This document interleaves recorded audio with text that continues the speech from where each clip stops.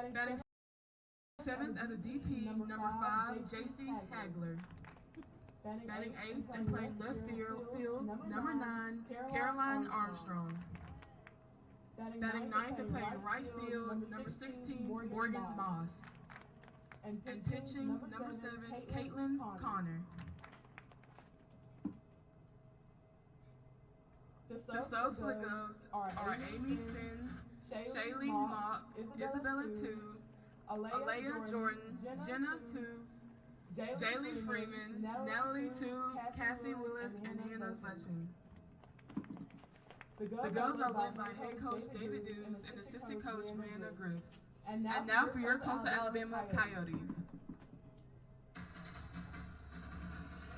Leading off and playing left field, Jersey Carter. Batting second and playing right field, Abby Davis. Batting third and playing third base, Kaylin Fincher.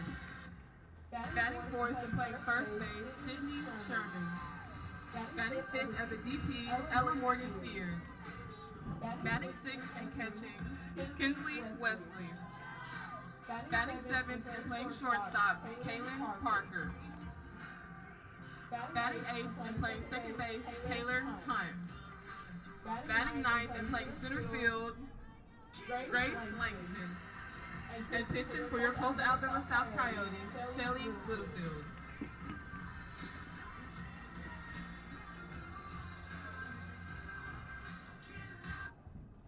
And now please stand for the playing of our national anthem.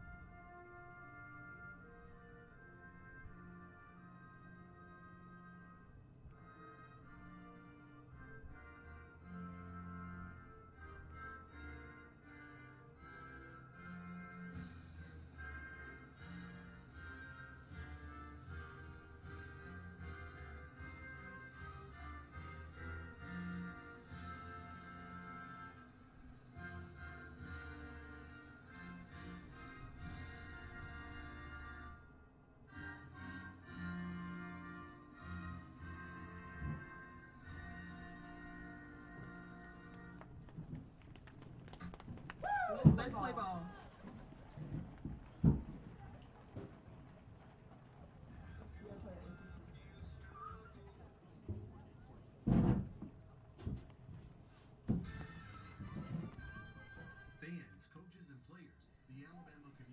Thursday afternoon softball on JockJive Sports. Today, the Coastal Alabama South Coyotes face off against the Governors from Wallace, Dothan.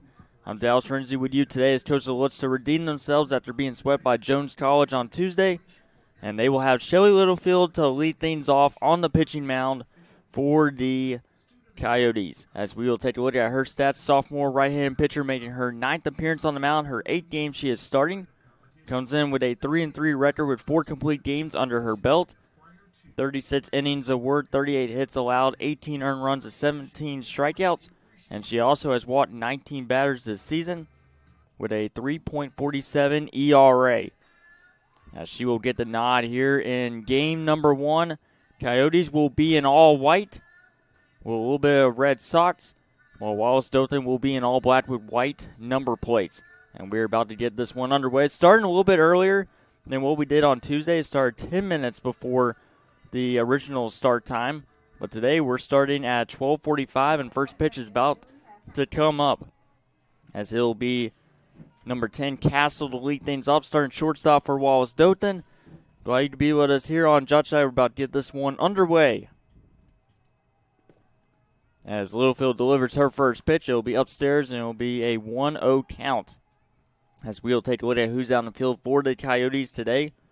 In game number 1, behind the plate will be number 16, Kinsley Wesley. Sydney Sherman will be at first base, Taylor Hunt at second, Kaylin Parker at shortstop, and Kaylin Fincher will be at third base. That is in for strike number 1. In the outfield for Coyotes, Jersey Carter, number 1, will be in left, Grace Langston will be in center field, and Abby Davis will be in right field for the Coyotes. 1-1 pitch, swung on and miss.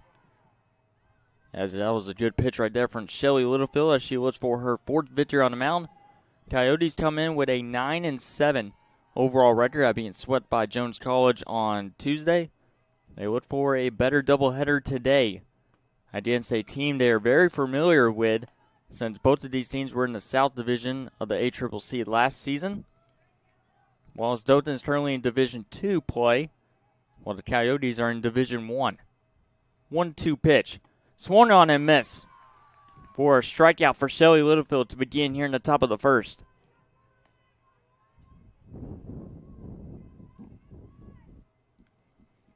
And we'll bring up number 7, Joanna Marshall.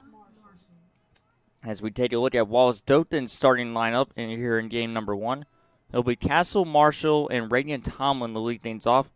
Olivia Ellie will be batting cleanup, followed by Erin Curry, Savannah Jenkins, Hassler, Armstrong, and finally Morgan Moss. That'll be your starting 9 for Wallace Dothan as they come in with a 5-5 overall record.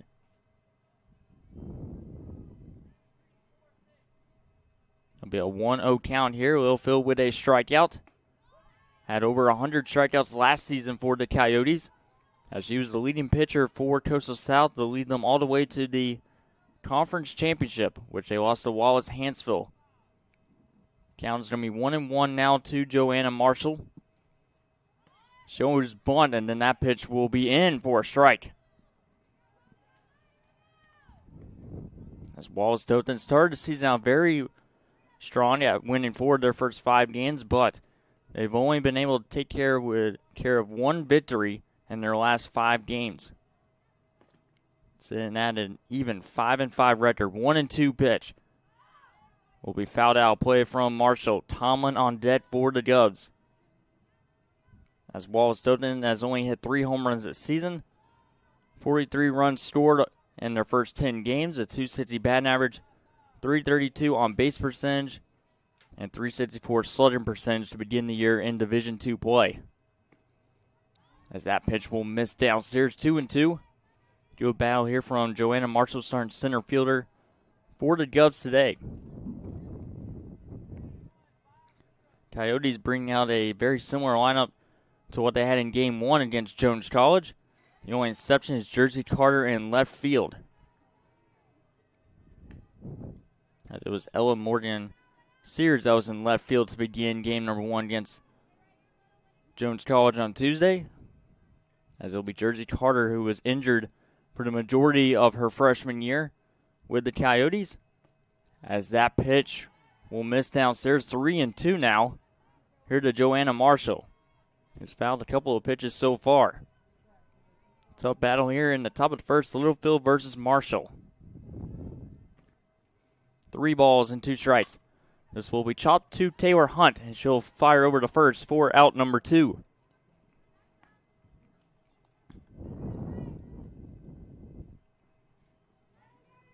And I'll bring up Reagan Tomlin with 2 up, 2 down. Nice start here for Shelly Littlefield.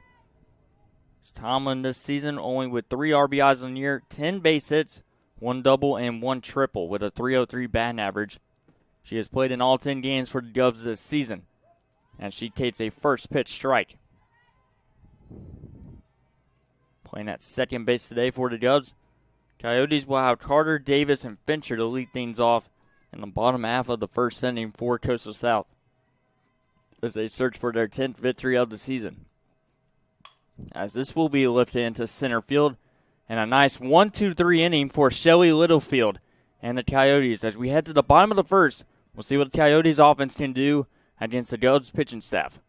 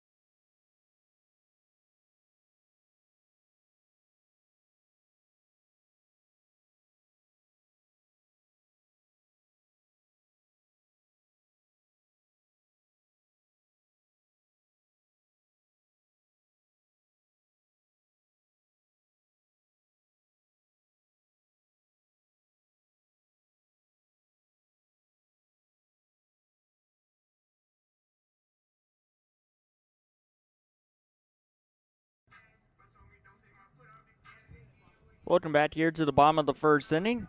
A nice 1-2-3 inning by Shelly Littlefield in the top of the first. And we turn to Caitlin Connor on the hill for the Governors. The freshman right-handed pitcher making her fourth appearance on the mound.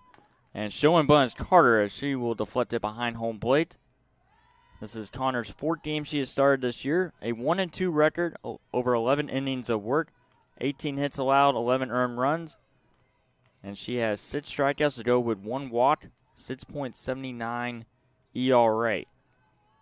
As she will get the nod here in game number 1. Carter, 0-1 shows bunt, draws it back, as that'll be in for strike number 2. Jersey Carter last season was injured for the majority of the year. Broke her wrist in practice. Good to have her back in the starting lineup for the Coyotes today. And she lets that one go downstairs. 1-2 now here to Jersey Carter. Coyotes only scored 1 run in the 2 games they faced off against Jones College on Tuesday. See if they can get the offense going very early. And battling back is Carter as that pitch skips in the dirt. 2-2 now. And for Carter, this will be at bat number 28 on the year. Just 2 RBIs, 9 base hits. She battles back, 2-2. And she hits a chop ball to Tomlin, and no play there for Tomlin. Jersey Carter with excellent speed is able to get an early base runner here for the Coyotes. No one's taking a look at second, and Jersey Carter slides in safely. Good heads-up base running from Jersey Carter.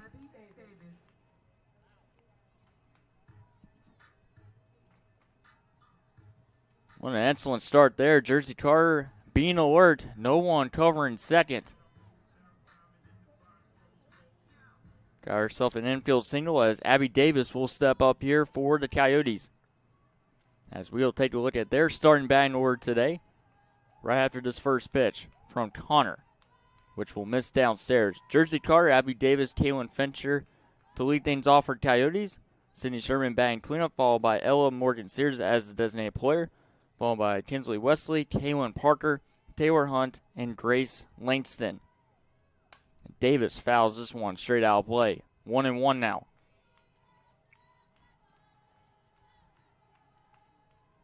Take a look at Wallace Dothan out in the field. They got Aaron Curry, number 20, behind the plate. Savannah Jenkins is at first. Reagan Tomlin at second. Castle is going to be at shortstop. Olivia Elliott will be at third base. As Davis fouls another one straight out of play. In the outfield for Wallace Dothan, Caroline Armstrong in left, Joanna Marshall in center field, and Morgan Moss will be in right field. A very cloudy Thursday afternoon. And very windy as well. That one will get away from the catcher Curry, and Jersey Carter will advance to third off a wild pitch.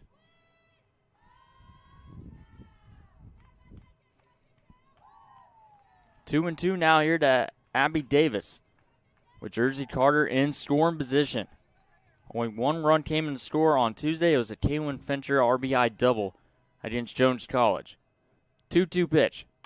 It'll be a ground ball to short to Castle. To first for out number 1. Carter will retreat back to third.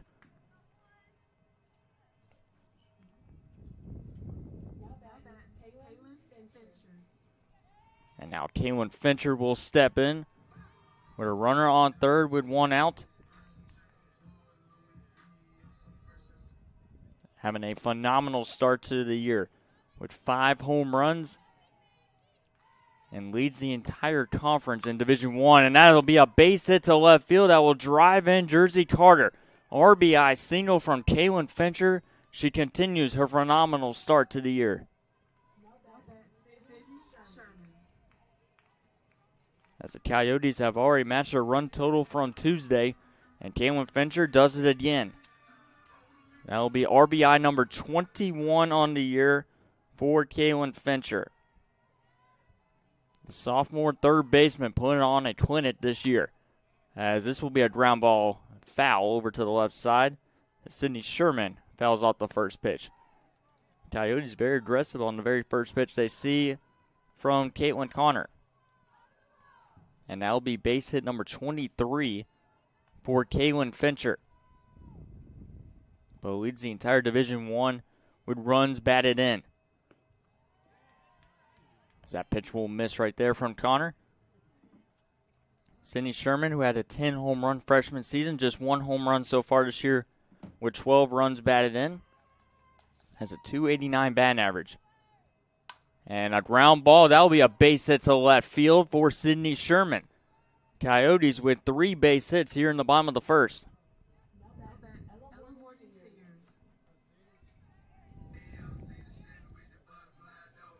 And now the designated player, Ella Morgan-Sears, will step in. Exactly the start head coach Mallory Radwich was hoping her Coyotes hitters would have against the third best pitcher on the Wallace Dothan roster. So that one will miss upstairs 1-0. Sears was a starter in game number 1, then was replaced halfway through game number 1 against Jones College with a couple errors in left field. And she will hit a ground ball. This will find its way into left center field. Coming around third is going to be Fincher. She will score. And it's 2-0 RBI single from Ella Morgan-Sears. The designated player extends the lead 2-0 for the Coyotes.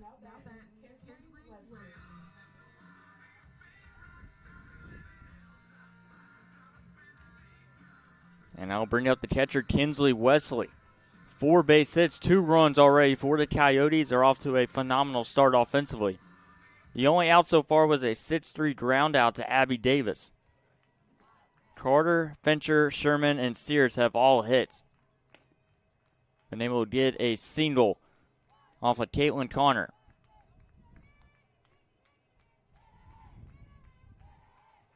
Wesley comes in with a 161 batting average, 6 RBIs. She sees a 1-0 pitch that is in for strike number 1. On deck is number 17, Kaylin Parker. Base hits have either gone to left field or left center field off of Connor so far. So that one will go outside. 2-1 here. Good patience here by Wesley. Coyotes have a .302 batting average as a team. They have scored 98 runs coming into today. They have now scored 100 runs. And Wesley with a ground ball to short. Flips over to second for 1. To throw to first in time for a 6-4-3 double play. Nicely done there from Castle to Tomlin to Jenkins. And Dothan goes into the second inning down 2-0 as we'll be back here on JockJive as the Coyotes with a strong start offensively.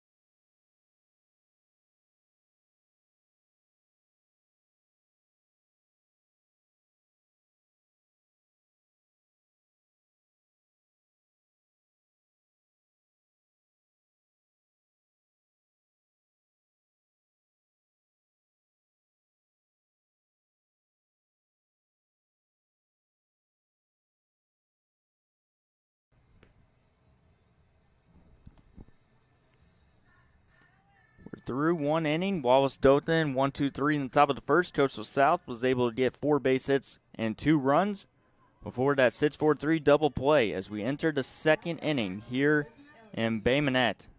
Glad you to be with us, Dallas Renzi, on the call this afternoon for game number 1 of our 2-game doubleheader here on JockJive. Littlefield back on the mound. Nice 1-2-3 inning.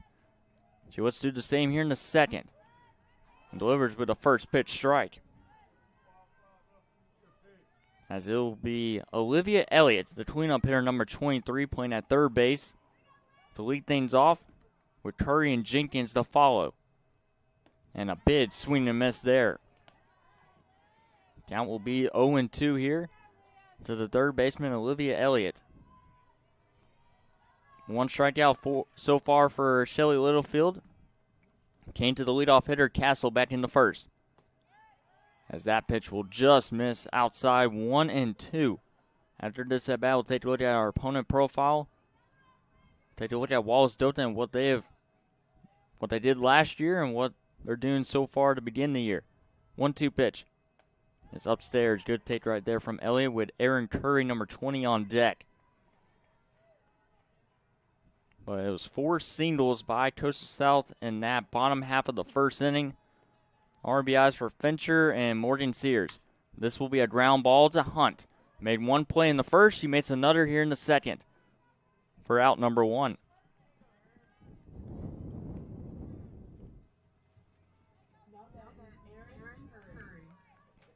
So that brings up Curry, and it brings up our opponent profile for Wallace Dothan. They're in Division II play. Last season they went 43-14-1. Went 22-6 in the South Conference. That's the first pitch swung on and missed there by Curry. They went 20-4 on the road last season. Lost to Central Alabama Community College in Alabaster, Alabama in the NJCAA Region Softball Tournament. That one will miss downstairs. Overall, they're 5-5 to begin the year, 0-2 at home, 5-3 on the road. I mentioned earlier they won 4 of their first 5 games, but they've lost 4 of their last recent games. 1-1. Stout connect for a strike. Good looking pitch there from Littlefield. And they're coming off being swept by Abraham Baldwin Agricultural College this past week. So both teams are trying to get back in the win column after being swept in their last few games. This will be popped up. Foul territory to the right side. Sidney Sherman cannot make the catch. And an extra life here for Aaron Curry. It was going to be an easy pop-out catch there for Sidney Sherman, unable to corral it. And now it will remain 1-2, so Littlefield will have to readjust. Thought she had the first 2 batters retired. 1-2 pitch. This will be fouled off against the net. But these two teams, like I mentioned earlier, they faced off 4 times last year in the South Division.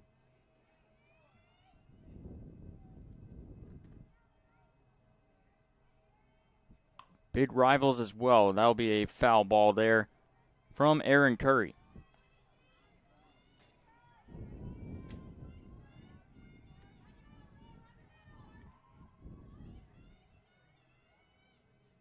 Curry this season with just 7 RBIs. And the only hitter that has a base hit. This will go 5-hole in Littlefield, and this will be a base hit. So Aaron Curry, who thought she was going to be out off a pop-out from Sidney Sherman, singles 2 pitches later.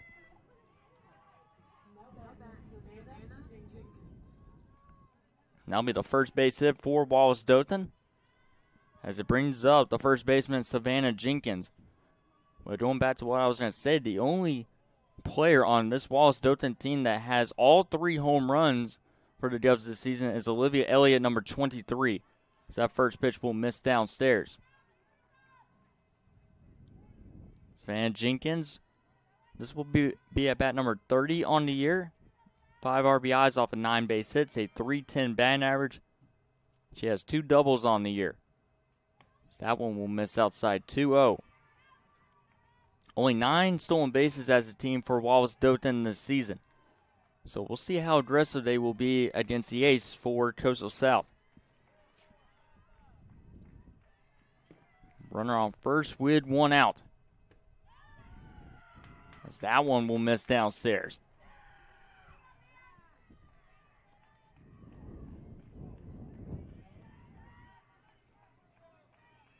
Jenkins trying to move Curry into scoring position. 3-0 pitch coming up from Littlefield. Is in for strike number 1. But a decent start to the year. Wallace Dothan offensively, a .260 batting average as a team. Jenkins trying to cash in here. Game time run at the plate, as she will foul this one off the net. And it'll be 3-2 as Littlefield battles all the way back from being down 3-0 in the count.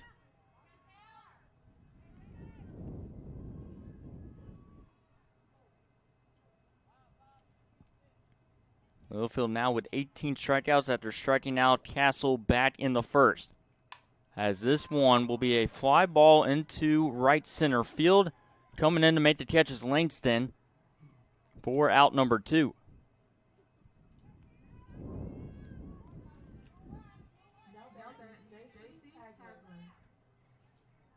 And it'll be J.C. Hadward, the designated player, coming up with a runner on first with 2 outs.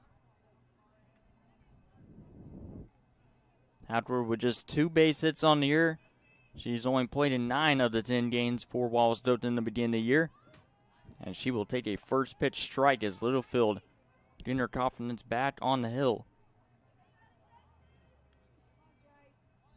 Littlefield only pitched 3 innings on Tuesday in the loss to Jones College. That'll be a strike number 2. A swung on a miss right there from Hadler. It was a tough day for the Coyotes pitching staff. Saw almost every single pitcher that they have on their roster that previously had stats pitch. That one will miss downstairs 1-2. As they try to regroup today against Wallace Dothan. 1 ball and 2 strikes. As that one will just miss upstairs. Caroline Armstrong is on deck as Hadler able to battle back in the batting order.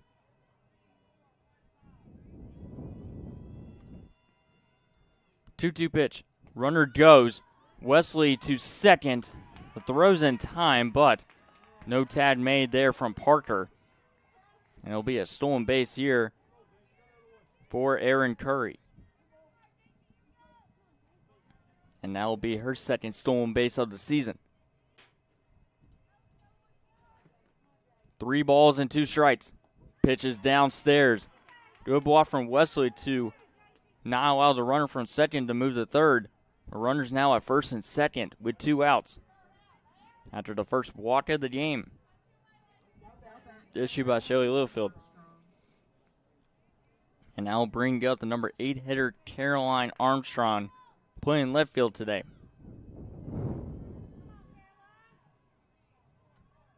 Armstrong just with a 125 batting average, 4 RBIs. And she swings and misses on the first pitch. Just 2 base hits on the year, with 1 of them being a double. It's only at bat number 17 for the number 8 hitter. Morgan Moss is on deck. And Wallace Dothan gets something going here. That will be in for a strike. 0-2. Littlefield has Armstrong right where she wants her. 0-2 here with 2 outs. Littlefield trying to send this one to the bottom of the second. And this might do it as this popped up in the infield, and that'll be caught from Parker at the very last second. Leaving 2 base runners stranded at first and second as we head to the bottom of the second. Coastal South with a 2-0 lead.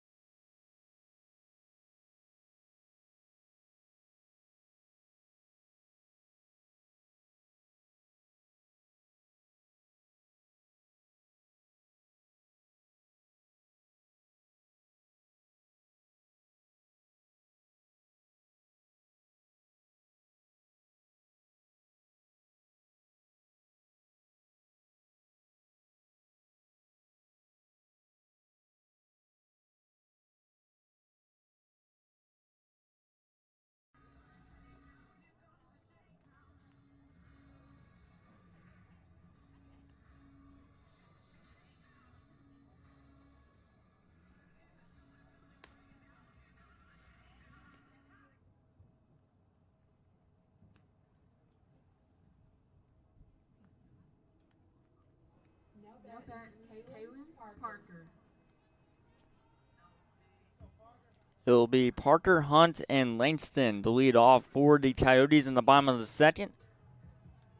Littlefield allowed a base hit and a walk, but left two runners stranded at first and second. We remain at 2-0. Connor back on the mound. And her first pitch is upstairs. Count start out 1-0 here. To Kaylin Parker starting shortstop. Taylor Hunt moves to the on-deck circle. As Parker grounds one foul over to the left side.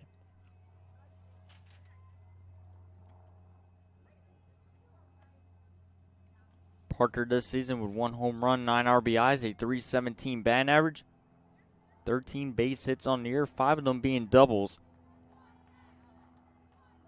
Leading the way with doubles is Taylor Hunt, who has 6 on the year. 2-1 now here to Parker. Coyotes already with 4 base hits, but hit into a double play or the inning could have got away from the Govs. This will be a ground ball to second to Tomlin, and that'll be out number 1 as she flips over to first.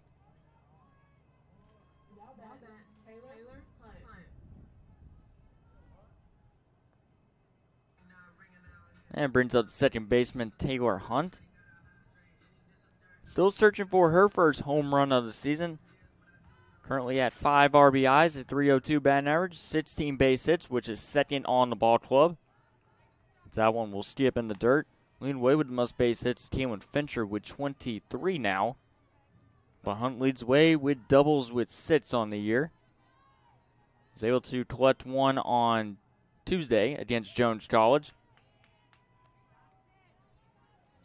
As that will make it 1-1 here to Hunt.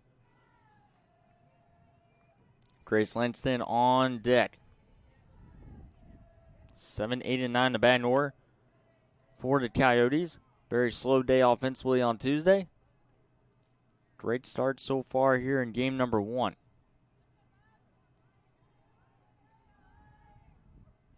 Connor looking for a 1-2-3 inning, as this will be lifted into center field, right to the center fielder Joanna Marshall for out number 2. 2-0-2 down here in the second.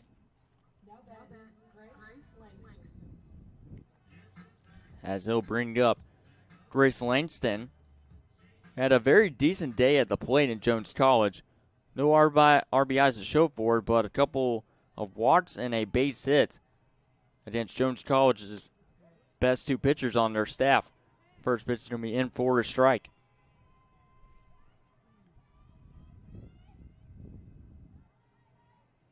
Langston with just 4 RBIs in the year, but does have 12 base hits, as she will foul this one off.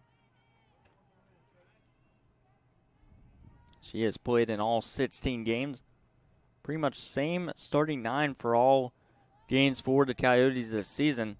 Besides, Jersey Carter's only played in 10 of the first 17 games of the year. 0-2 pitch. This will be chopped to the shortstop Castle. And it's a 1-2-3 inning for Caitlin Connor and the Govs. As we head to the third inning, 2-0 Coyotes.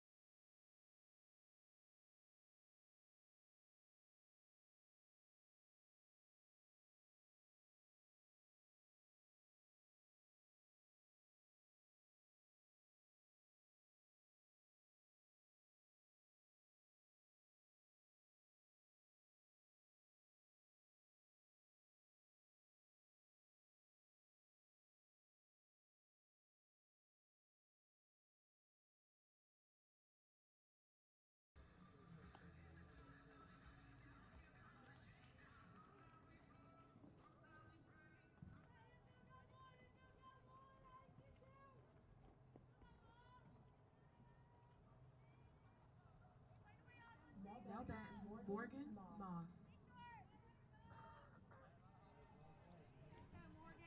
Governors will have hitters 9, 1, and 2 to begin here in the top of the third.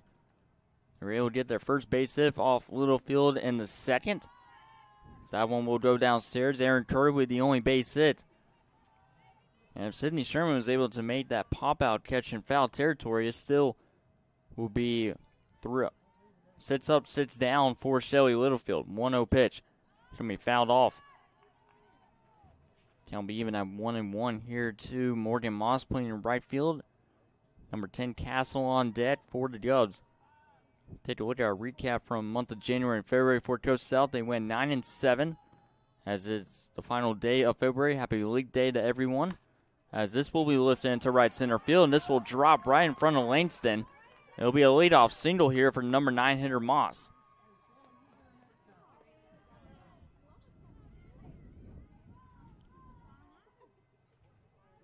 Now bring up bat to the top of the batting order for the Govs with Castle, who struck out her first time up. She's the only batter in the first round of the batting order for Wallace Dothan that struck out to Shelly Littlefield. Got a runner on first, pops it up straight in the air, and easy catch there for Wesley. No throw made at first base. But that's a waste of that bat right there for Castle. And brings up Joanna Marshall, who grounded out to Taylor Hunt her first time up. Just poor execution from Castle on the bunt, trying to move Morgan Moss over to second base. An easy catch there for Wesley. First pitch swung on and missed from Joanna Marshall. Coach South with a winning record so far in February at 9-7. Possibly could get to 11-7 before the day is over, as that pitch was downstairs. Good block there from Wesley. Outscoring their opponents 100-88 in the first 16 games of the season. Good offensive start for the Coyotes this year, already with 11 home runs. 1-1 pitch. Bunt again. Marshall. Littlefield will field it. Throws the first. That's in and out of the glove of Sherman. But I believe Marshall would beat the throw anyway. Executed bunt right there. And Wallace Dothan has something cooking here with one out here in the top of the third.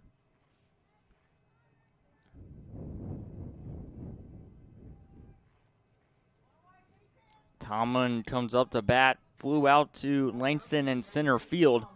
The final out of the top of the first. As runners on at first and second with one out. Moss is on at second. Marshall on at first. 2 singles so far for Wallace Dothan here in this third inning. As this will be hit into left center field, and a nice diving catch from Grace Langston. Robbed a base hit away from Reagan Tomlin, and that's a big out number 2 on the very first pitch of the at-bat.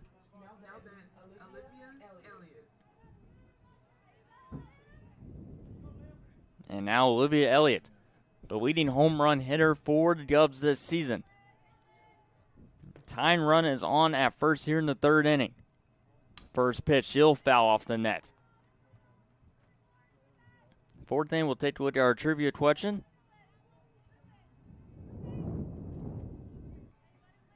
Elliott this season, 3 home runs, 8 RBIs, a .371 batting average with 13 base hits, 3 doubles on the year.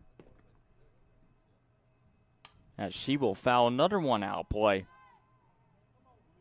He'll make it 0-2. Littlefield a strike away for sending this to the bottom of the third. Govs left runner stranded at first and second in the second inning after going 1-2-3 in the first. And the 0-2 pitch. It's going to be outside, trying to get Elliott to chase after.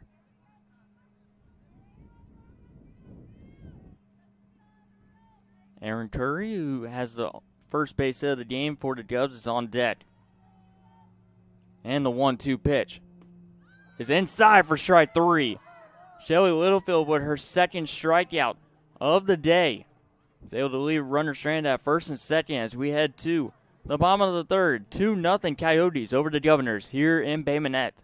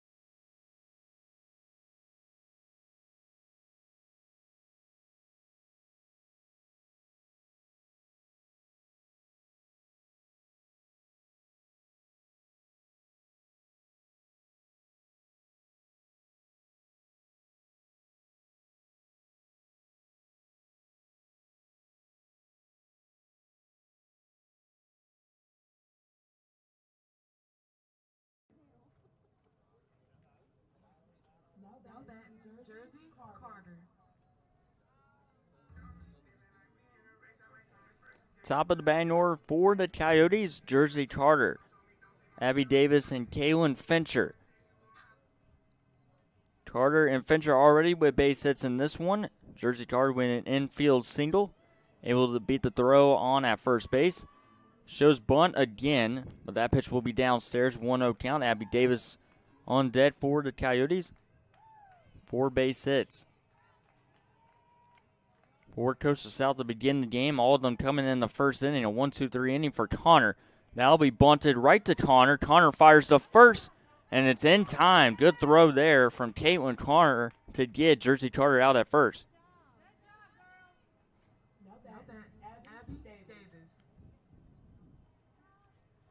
Abby Davis hit into a 6-3 ground out her first time up.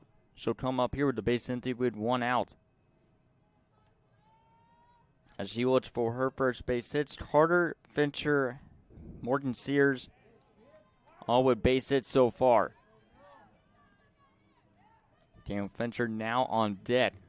What we thought was going to be a strong offensive day for the Coyotes after a very strong first inning. That double play has killed their offensive momentum, as that will be fouled to the right side of the first base bag.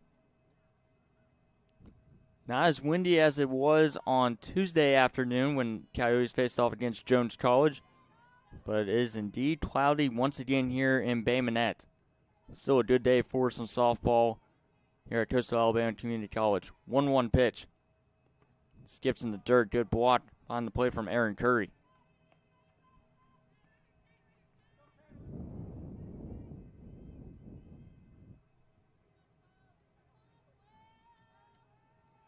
Two and one here. Connor will get a foul ball there, as she has retired her last 4 batters she has faced, or made that 5 consecutive batters she has faced. She was able to get a double play, 6-4-3 double play to Kinsley Wesley, after allowing 3 consecutive base hits to Sears, Sherman, and Fincher in the first inning. And battling back here is Davis. Make you full.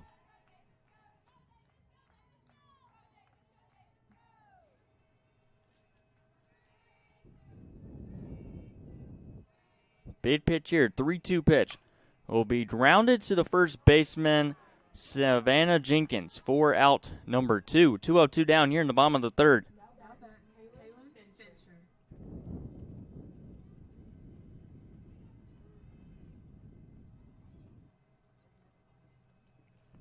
Fincher only saw 1 pitch her first time up.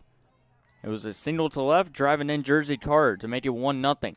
On the first pitch, grounded straight to the pitcher, Connor. She'll fire the first for out number 3.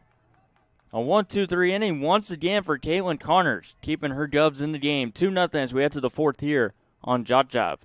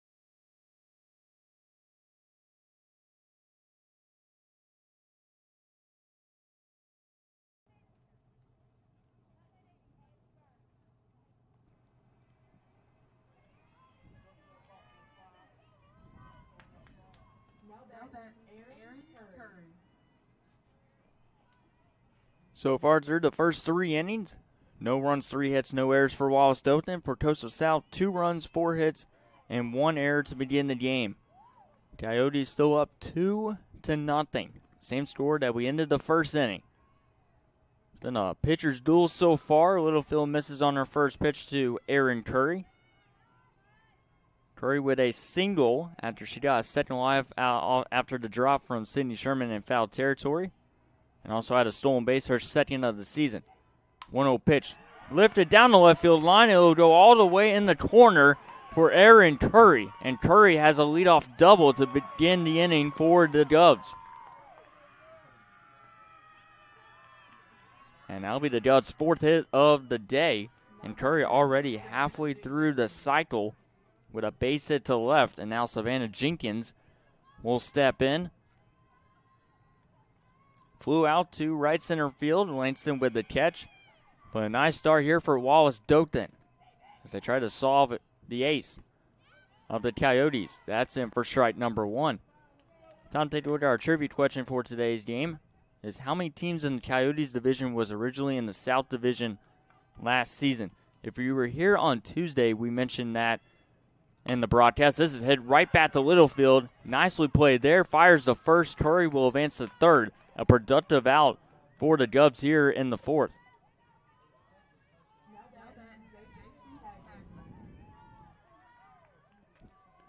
Couple of 1-3 groundouts by both pitchers. Littlefield, the latest victim of that one, and now it'll bring up the designated player, Hadler. J.C. Hadler walked on her first plate appearance to Shelly Littlefield. Can cut the deficit in half with a base hit. And the first pitch she sees is in for strike number 1. So the entry choices on how many teams in the Coyotes division was originally in the South Division last season was it A, 0, B, 1, C, 2 teams, or D, 3 teams. We'll tell you the answer in the bottom of the 4th inning. That one over the glove of Wesley. The throw to home is not in time. As Curry will advance home on the wild pitch. And it's 2-1 Coyotes here in the 4th.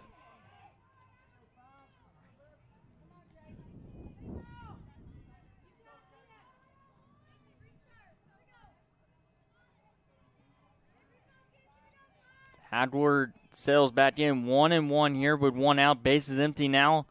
But Dothan cuts the deficit in half. So that pitch is downstairs on Wesley. A good base awareness right there from Aaron Curry. A double to begin this inning. Advanced to third off a 1-3 ground out for Savannah Jenkins. And then scored on a wild pitch on the second pitch of this at bat to Hadler. 2-1. Swung on a miss for strike number 2.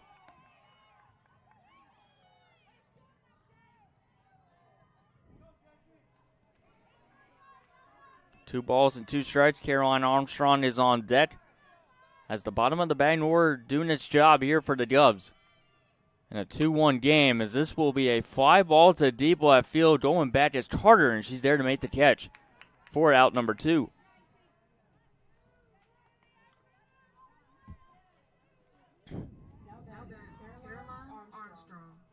I'll bring up Armstrong, who popped out the shortstop her last time up.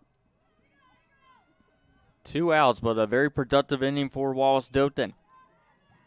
The last 2 previous innings, they left runners stranded at first and second on Littlefield. As this is going to be popped up, foul territory to the right side. Sherman this time makes the catch. Wallace Dothan cuts the deficit in half as Aaron Curry scores on a wild pitch. As we head to the bottom of the 4th, 2-1 Coast South over the Wallace Dothan Governors.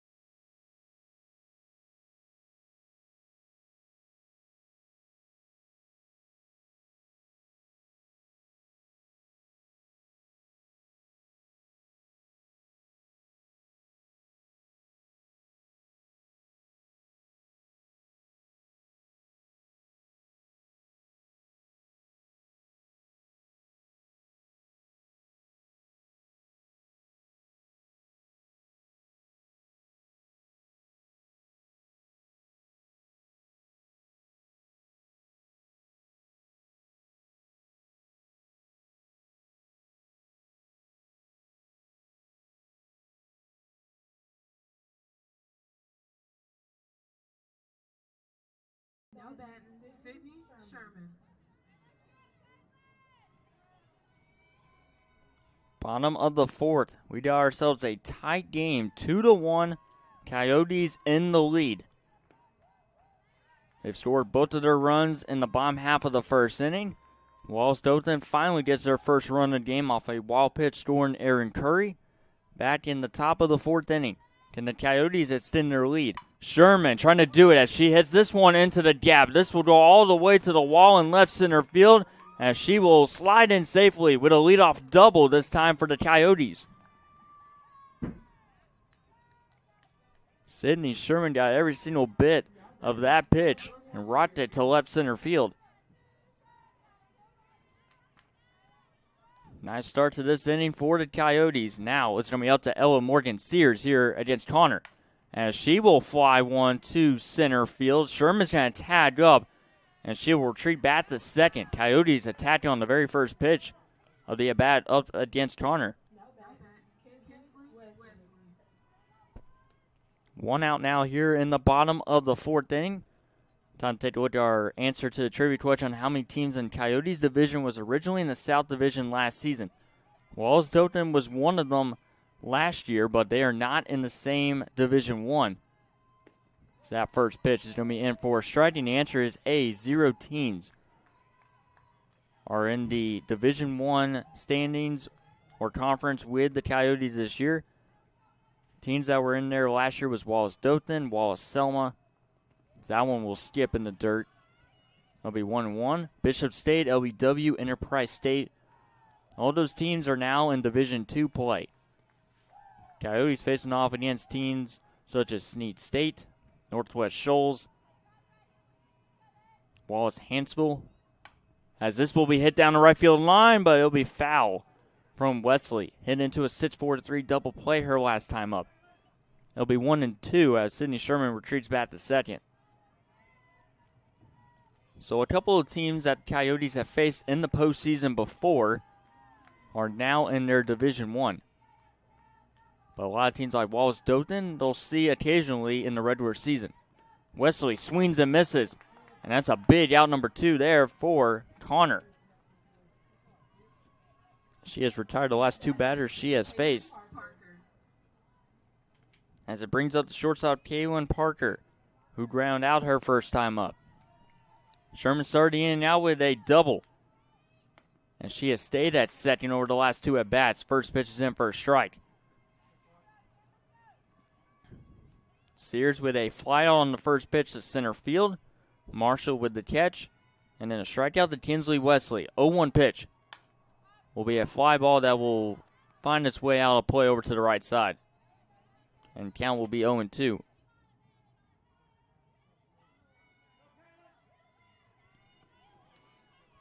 Parker will have to be defensive here. Connor looking for another scoreless frame. Ground ball. This will be fouled over to the left side of Elliott.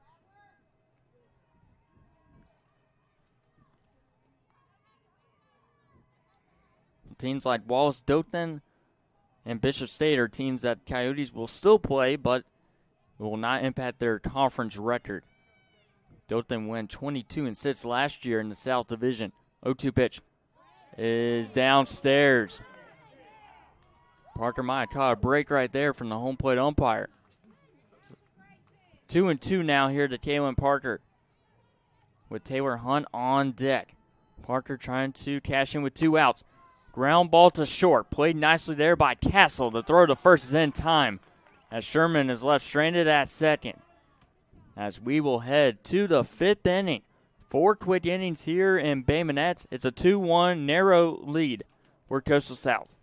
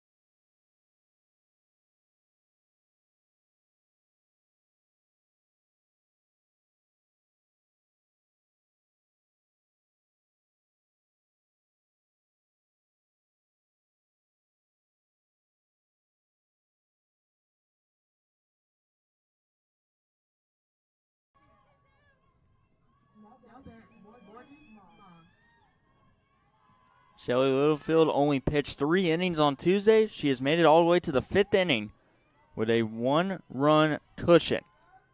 As she'll begin here in this top of the 5th inning. And the first pitch will miss for ball number 1. Hitters 9, 1, and 2 for Wallace Dothan, Moss, Castle, and Marshall. That one will miss outside. 2-0 here. So Morgan Marshall with a single to right center field her first time up.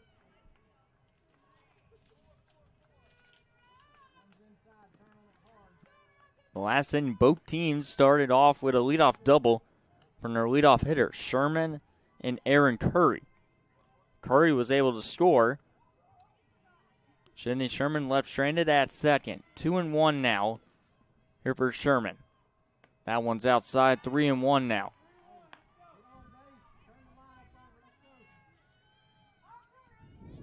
And for Moss, that was only her 3rd hit of the season on her 12th at-bat of the year back in the 3rd inning.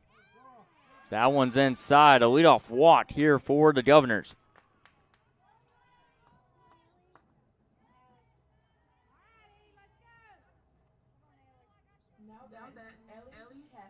Now Ellie Castle, number 10, an 0 for 2 day.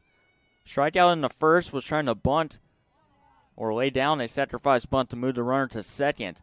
Popped it up in the air, and Wesley with an easy catch. That one's upstairs. It'll be 1-0.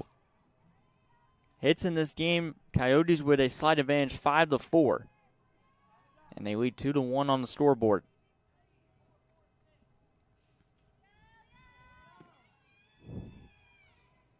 As this one will be fouled off from Castle. Joanna Marshall on deck. Counts even at 1-1 strike.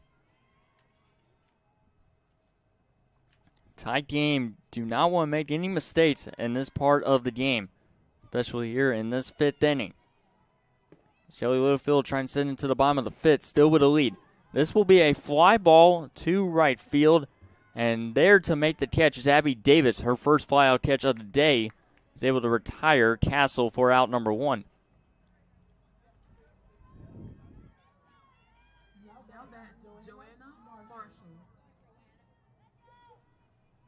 Marshall laid down an excellent bunt her last time up. The infield is in now for the Coyotes. Marshall with a 4-3 ground out in the first inning. And the first pitch going to be outside 1-0. It's Wesley keeping a close eye at Morgan Moss on at first base.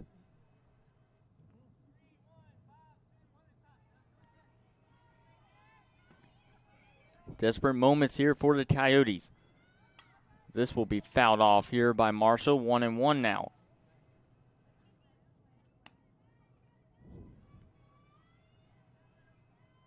But a good defensive game so far by both teams. Some big double plays have helped the Governors get out of innings.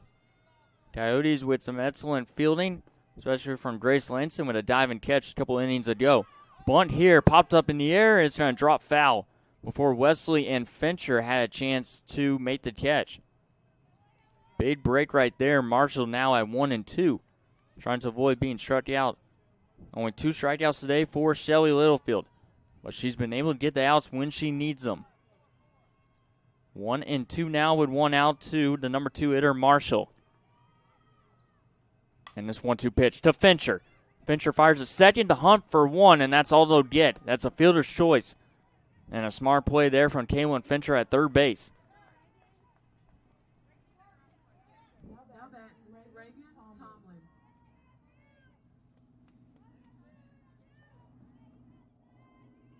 And now we'll bring up Reagan Tomlin with 2 outs here in the top of the 5th. With the tying run on base, Moss, who led the inning off with a walk. As first pitch popped up in the infield. Hunt's there to make the catch. Excellent job by Shelly Littlefield and the defense for the Coyotes. As we head to the bottom of the 5th, Coyotes still with a 2-1 lead.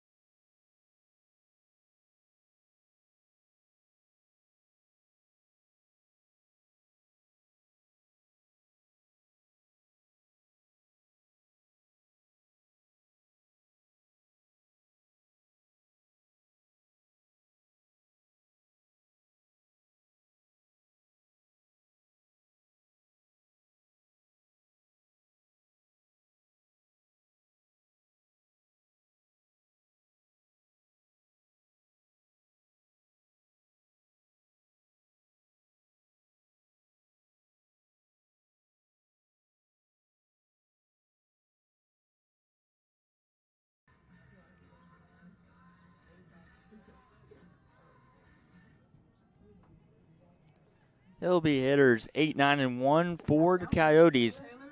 Here in the bottom of the 5th inning, Shelly Littlefield with a leadoff walk, but able to retire the Nets 3 batters. Taylor Hunt flew out to center field her first time up. And the first pitch will miss upstairs, 1-0. As we take a look at our player spotlight today, it'll be number 8, Olivia Tubbs, who's not in the starting lineup, but we do expect her to possibly catch in game number 2. That one's downstairs, but Olivia Tubbs is our player spotlight, 13 games played, a .346 batting average, a home run, 7 runs driven in with 6 runs. Her home run came against Northwest Florida on February 6th. She also was able to have 3 RBIs versus Coastal North on February 22nd, and her second year with the Coyotes organization. Counts even at 1 ball and 1 strike here to Taylor Hunt. And Hunt will fly one to deep right field, and there to make the catch is Morgan Moss for out number 1. Well hit ball from Taylor Hunt, but in long out number 1.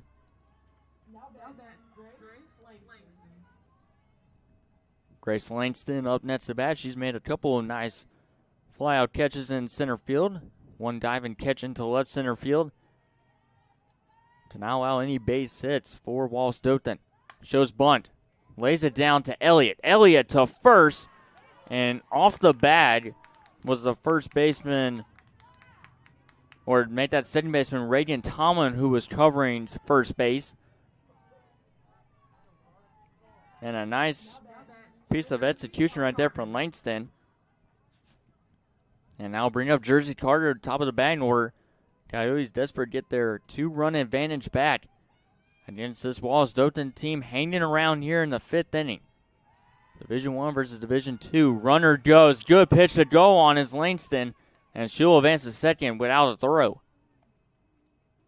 Stolen base there for the Coyotes.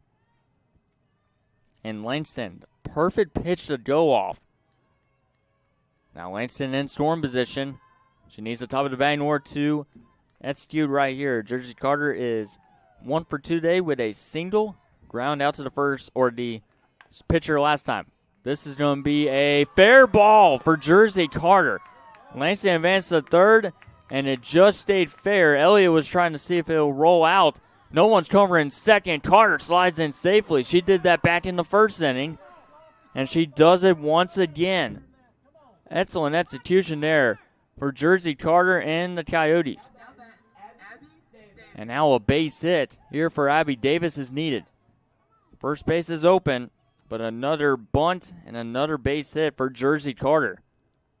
And now she's going to have a quick word with her head coach, Mallory Radwich.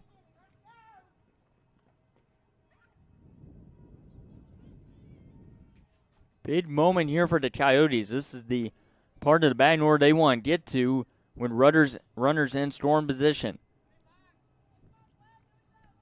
Davis is 0 for 2 in this one. Ground out to short and ground out to first in her first 2 at-bats. See if it's third time's the charm here against Caitlin Connor. 2-1 lead here for the Coyotes. Can they extend it? First pitch is going to be downstairs, 1-0. Langston at third, Jersey Carter on at second. Connor might have had a play at second. Someone was covering the bag, but she wanted to make sure Langston did not come in the score. Davis flies one down the right field line, foul. 1-1 for Abby Davis with the very dangerous hitter Kaylin Fincher on deck, who is 1 for 2 today. Davis hitless so far, but she can change it around with one swing of the bat.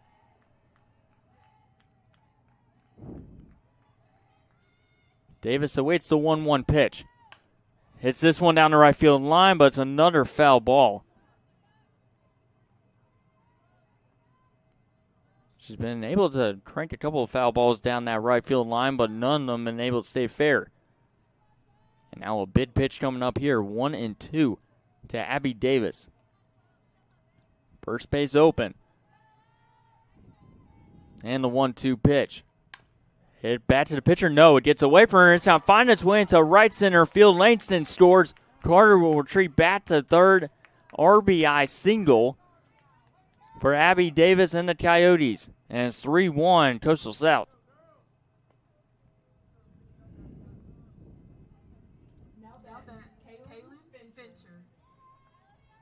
And now the dangerous Kaylin Fincher will step in. After the pitch was missed by the pitcher Kaylin Connor and got away from the second baseman Tomlin, found his way into right center field. RBI single for Abby Davis, her first of the day. And Fincher will fly one to deep center field, and this one will be caught at the track. Tacking up as Carter is a sac fly for Kaylin Fincher, and the Coyotes extend the lead 4-1, almost a 3-run bomb off the bat of Kaylin Fincher. But it stays just in the ballpark, but a very productive at-bat from Kaylin Fincher. A 2 RBI game for Fincher. Sydney Sherman doubled her last time up. And Sherman hits one down the right field line, but foul. Sherman 2 for 2 in this game with a single to left in the first, a double coming in the fourth inning. The Coyotes matching their run total from the first inning, staying the lead to 4-1, putting the pressure on the Govs, who only have 6 outs to work with, now down by 3 runs.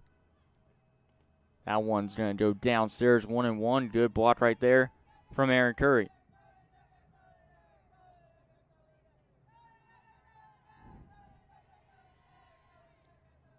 Sherman looking for a 3-for-3 game with Speed Fincher on at first. She will let that one go outside.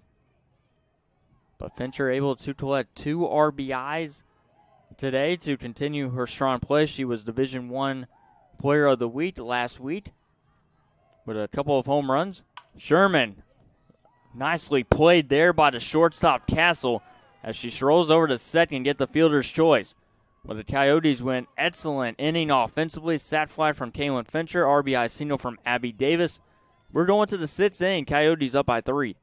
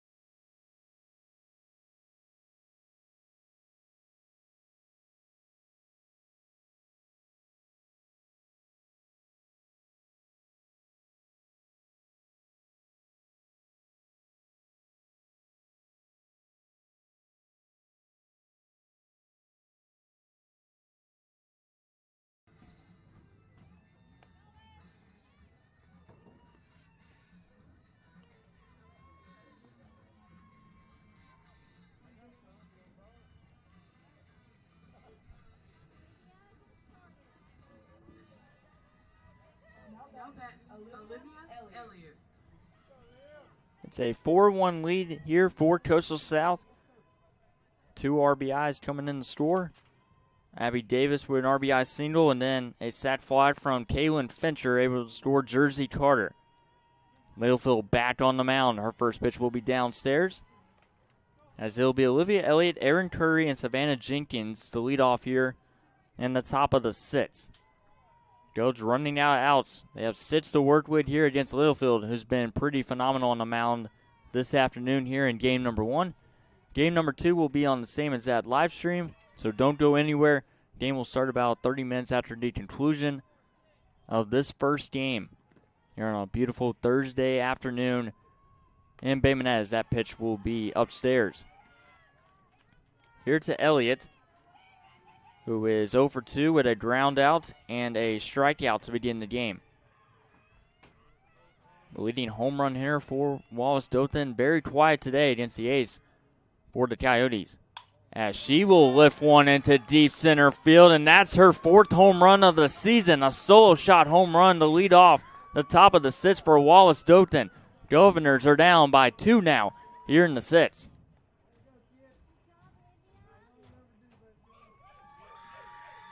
A quiet day for Elliott, now a home run for number 23.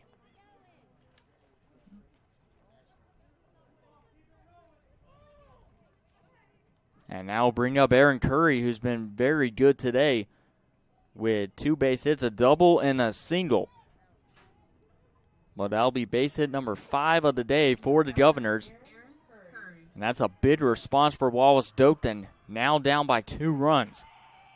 Putting the pressure back on Littlefield to produce some outs. As Aaron Curry will step in. And Curry fouls off the first pitch off the net. Take a look at some early Division I stat leaders here in the ACCC. Kelly Madden leads the way with the best batting average at .516 for Calhoun Community College. Kaylin Fincher coming in today had 20 runs driven in, which leads Division I, and Curry's going to be hit by the pitch. And all of a sudden, the game time run comes to the plate for the Govs.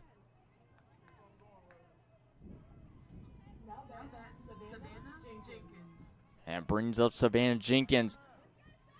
And we'll see if Littlefield's going to stay in. This will be the first mound visit of the day for head coach Mallory Radwich. Big moment in the game. Trying to close out game number 1 with a victory to snap their 2-game losing streak. Here at home. Littlefield's been able to get the outs when she needs them. But now it's going to put the pressure on her to get the final 6 outs. Game time run coming to the plate here with Savannah Jenkins, who is 0 for 2 today. Starting in now with a solo shot home run from Olivia Elliott, her 4th of the season. And Aaron Curry was hit by a pitch. And now we'll see with the 3rd batter of this inning, Jenkins, what she's able to compile. Lily Boswell, as we continue our early Division I stat leaders. For Hansfield, has a 1.31 ERA. Lydia West from Snead State has 5 wins on the hill this season for the Lady Parsons. Those are our early Division I stat leaders. It's the first pitch right down the middle for strike number 1 here to Jenkins. Flew out to Langston in the 2nd. Ground out to Littlefield back in the 4th inning. See what she does on the 3rd at bat. And she is going to be at a 1-1 count now to Littlefield with the game time run now at the plate. Aaron Curry at first for the Govs. Strong start to this inning for the Govs. Can they get something going? That one's away, 2-1.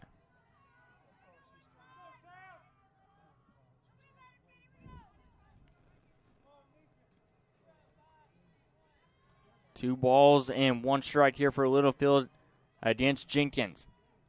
And the 2-1 pitch. Hit right back up the middle. It finds its way into left center field of Langston. The throw to 3rd, not in time. Jenkins will advance to 2nd. And now the game time run for the Govs is in storm position here in the 6th.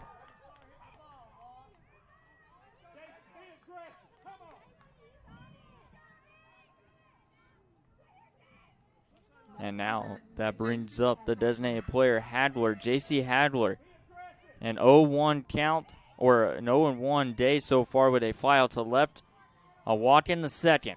A base hit could possibly tie the game up here for the Govs against Shelley Littlefield.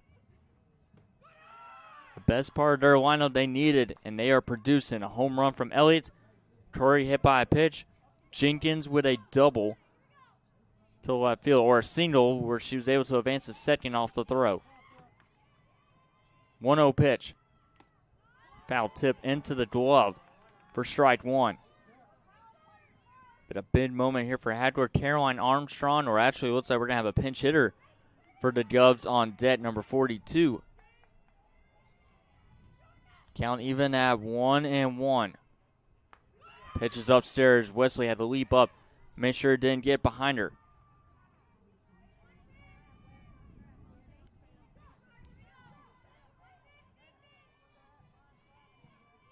Armstrong was playing in left field, but now a pinch hitter is going to come in for her here in the 6th inning. That one will miss. 3-1 now to J.C. Hadler.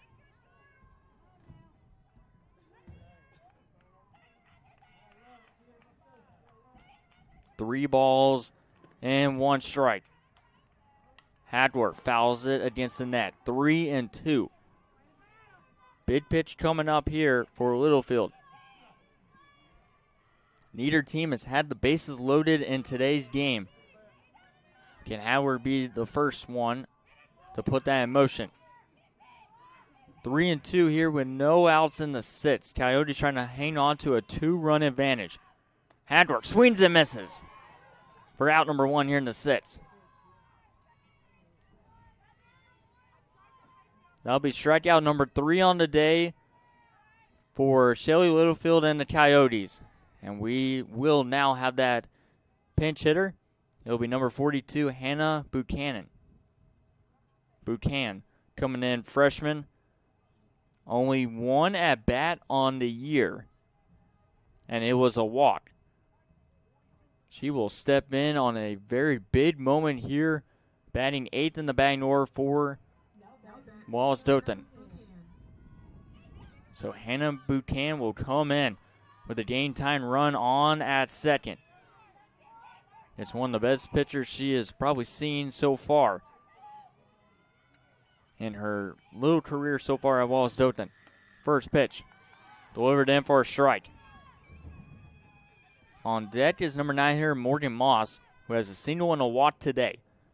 First base is open here for Hannah Buchanan. Listed as a pitcher and utility player for Wallace Dothan. Buchanan fouls it off, 0-2 now. Govs have had 2 innings in this game where they've left runners stranded on base, both at first and second. Try not to do the same here in the 6th inning against Shelly Littlefield. Trying to go 6 strong innings here against the Govs. That one's upstairs, 1-2 now. Got a big strikeout to Hadler, her 3rd of the day.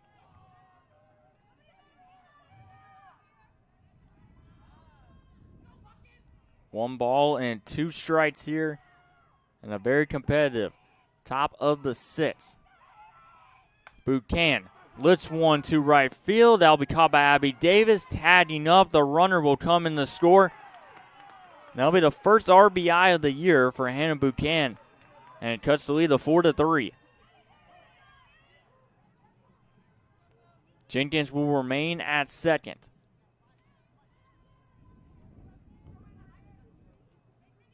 As Morgan Moss will step in. A single and a walk. Coyotes came into this inning with a 3-run advantage. It's down to 1. So that one will miss outside. 1-0 here.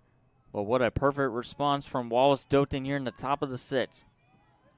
After the Coyotes with a very good offensive plan in that bottom of the 5th inning.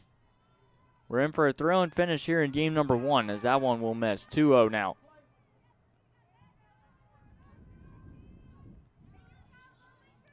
Coyotes will have Ella Morgan Sears, Kinsley Wesley, and Kaylin Parker to try to get their lead back to where it was coming into this inning. 2-0 pitch. Is in for a strike. 2-1 now. Here on JockJive, Dallas Renzi with you this afternoon for our first of 2 games here in Bay Minette. Home games coming up for the Coyotes. 2 games on Tuesday, 2 today, and then they'll be back home again. This will go off the glove of Littlefield to Fincher, but no throw will be made. Runners now in the corners with 2 outs. The game time run 60 feet away for Wallace Dothan.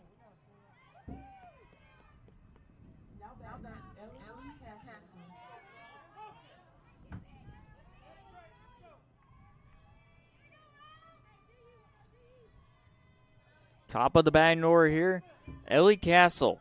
An 0-for-3 game, 2 flyouts, and a strikeout. Ellie this season with just 5 RBIs on the year, only 9 base hits. Trying to tie the game up here in the 6th inning. Castle pops this one straight out of play. And count will start out 0-1. Hits now 7-6 in favor of the Coyotes. Littlefield unable to get a clean handle, and the inning will continue as Castle trying to tie the game with a runner on at third base. 0-1 pitch from Littlefield. Is downstairs. Good block from Wesley. First run of the game scored off a wild pitch, which was Aaron Curry back in the 4th inning.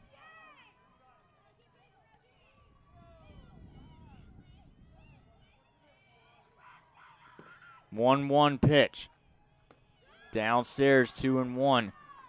On deck is Joanna Marshall. Will she have an opportunity here in this inning? Possibly tie the game or give Wallace Dothan the lead here in the 6th inning.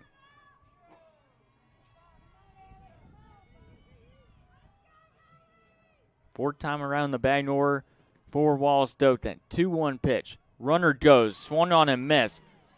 Caught between first and second as Moss. And they have her right where they want her, and they got her. Poor execution there from Wallace Dothan on the base pads. And now we go to the bottom of the 6th. 4-3 Coyotes.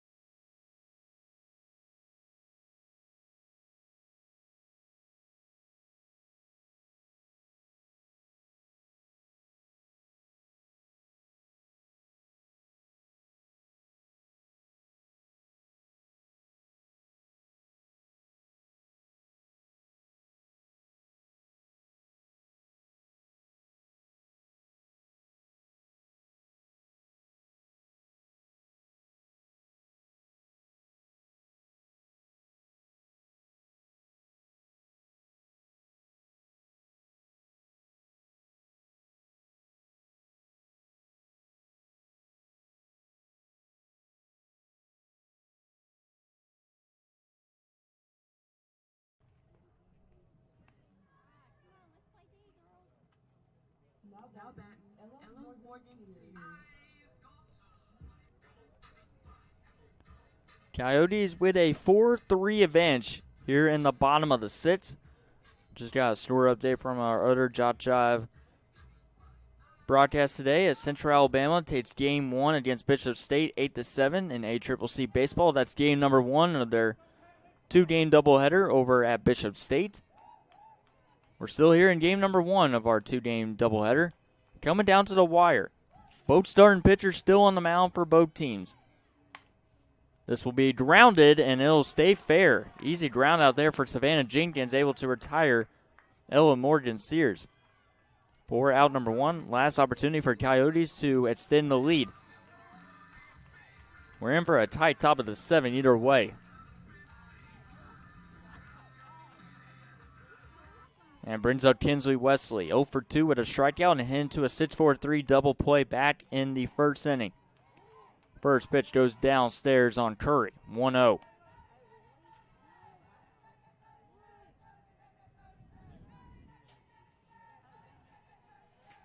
The last couple of innings, both teams able to score 2 runs. As this is lifted to right field. Line drive catch from Morgan Moss in right field. Well hit ball right there from Wesley, but she'll go 0 for 3 in the game. And that will bring up Kaylin Parker. 2 up, 2 down here in the 6th inning. Taylor Hunt moves to the on-dead circle. But it's going to be Castle, Marshall, and Tomlin to lead it off for Wallace Dothan. And if it gets to her, it's Olivia Elliott batting cleanup. Castle was in the batter's box when Wallace Dothan tried to attempt that double steal and failed miserably, as this will be hit into center field. A 2-out single for Kaylin Parker.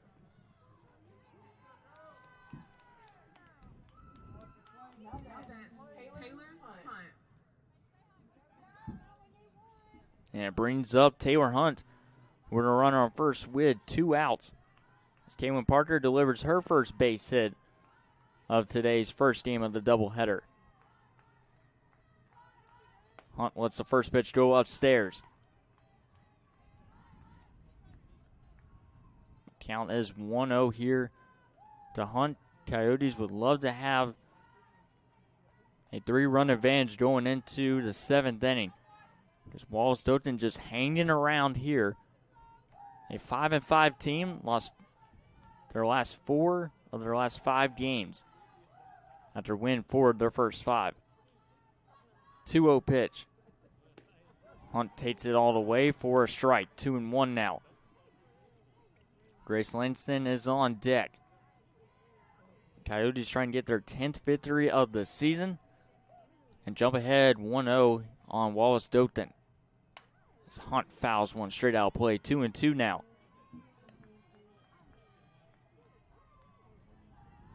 But like I said, Castle, Marshall, and Tomlin to lead off for Wallace Dothan. Their last chance to try to tie the game up. 2-2 pitch. Hunt hits it right back up the middle, and it's going to find its way into right center field. Parker will remain at second, but it's another 2-out base hit for the Coyotes here in the 6th.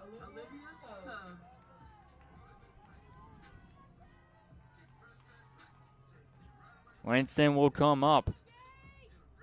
1 for 2. And actually, we have a pinch hitter, which will be number 8, Olivia Tubbs, who is our player spotlight today with 13 games played, a 346 batting average, home run with 7 RBIs. So Tubbs will come in as a pinch hitter for Grace Langston, who's playing in center field. On the first pitch to Tubbs, that's in for strike number 1. Like I said, both starting pitchers still in the game all the way to the 6th inning. Shelly Littlefield versus Caitlin Connor coming down to the wire here in this non-conference game for the Coyotes. Tubbs is going to take that one in as well. It's 0-2 now to the pinch hitter Olivia Tubbs. Jersey Carter on deck, who is 2 for 3 today. Can Tubbs keep the at-bat alive? 0-2 pitch.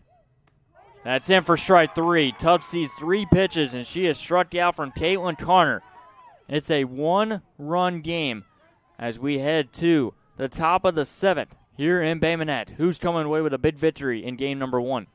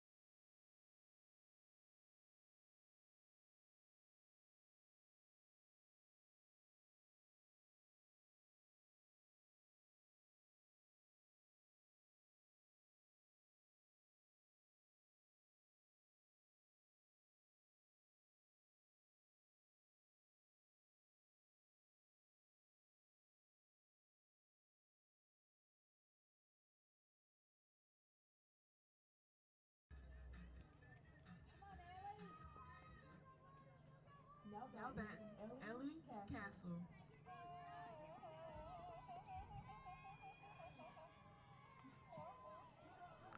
Top of the 7th inning. And it's Shelly Littlefield looking for her 5th complete game of the season to move her record on the hill at 4-3 and her 8 games starting this season for the Coyotes. First pitch shown, bunt. Well, that'll be downstairs, 1-0. Castle, Marshall, Tomlin. The last hope for Wallace Dothan to try to knot it up at 4 apiece. Coyotes jumped ahead 2-0 in the first inning with a couple of RBIs from Fincher. This will be a base hit to right center field to lead off this top of the 7th. Castle with her first base hit of the afternoon. And now he'll bring up Marshall. So now the game time run is on base for Wallace Dothan. Coyotes yet to have a double play today. They might need one here. Marshall is 1 for 3 today. Hit into a fielder switch for last time up. Shows bunt. Throw to second is not in time. Stolen base for Castle. Ellie Castle is able to advance to second. And now the game time run is in storm position. It's a 1-0 count here to Marshall as the first pitch missed from Shelly Littlefield. 1-0 pitch. This will be hit to left field, but foul. But a good crowd this Thursday afternoon. Can the Coyotes hold on to a 1-run lead? Or will Wallace Dothan force a bottom of the 7th inning? And a very tight game number 1. Started early, 15 minutes before the start time was supposed to be at.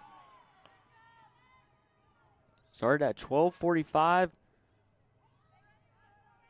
Well past 2 o'clock here in Bay Minette for game number 1. Glad you to be with us here on JockJive. You're in for a thrilling finish. 1-1 pitch. Fouled off from Marshall. 1-2 now. Well, a lot of fans in attendance, a lot of Coyotes faithful attending today's doubleheader. A lot of Wallace Dothan fans cheering on their Governors for a big upset victory.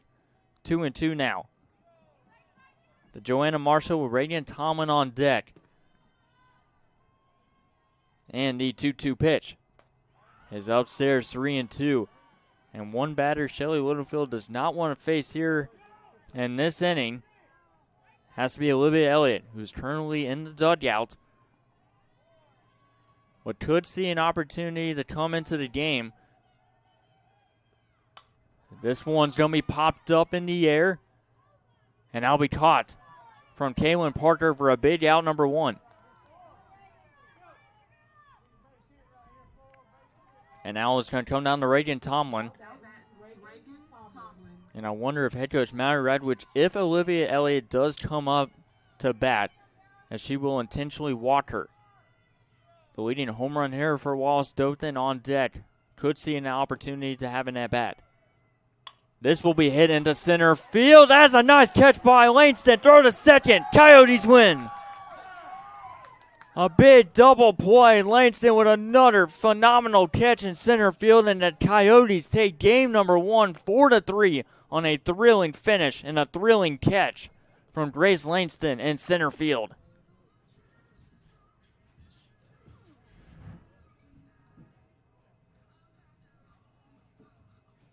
Well, that'll do it for game number 1. Coastal South with a 4-3 victory, as we will step aside for a couple moments and be back for game number 2, but the Coyotes will get their 10th victory of the season. We'll be back in just a moment. I'm Dallas Rinsey with the call. We'll be back momentarily.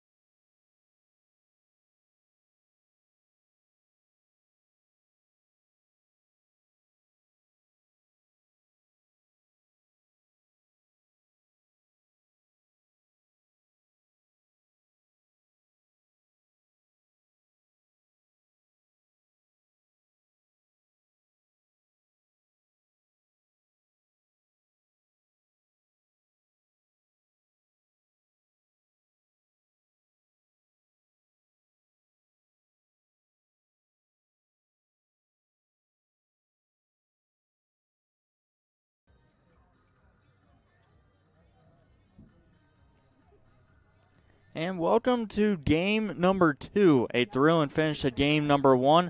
Coyotes coming out with a 4-3 victory. Grace Langston with a phenomenal catch in center field. Heads up play, fire in the second to get the double play, and the Coyotes take game number 1, improved to 10-7 with their overall record. Still in non-conference games, facing off against Wallace Dothan here in game number 2. Starting pitcher for the Coyotes will be number 15, Kaylee Johnson. Johnson got a little bit of pitches in on Tuesday against Jones College, as she will be making her 6th appearance on the mound. This will be her 3rd game she is starting. 1-1 record, over 12 innings of work, 21 hits allowed, 12 earned runs. She has 11 strikeouts to 7 walks, 6.63 ERA. The freshman right-handed pitcher coming in for game number 2. We'll see if game number 2 will be as close as game number 1. Thrilling finish to that one. Coyotes will be in all white, while Dothan will be in all black with a little bit of white on their jerseys for their number plates. I'll get this number 1 game underway. Shelly Littlefield came away with the complete game win. Game number 1, it'll be her 4th victory on the hill at 4-3. We'll see what Kaylee Johnson's able to do to try to get her 2nd win on the hill.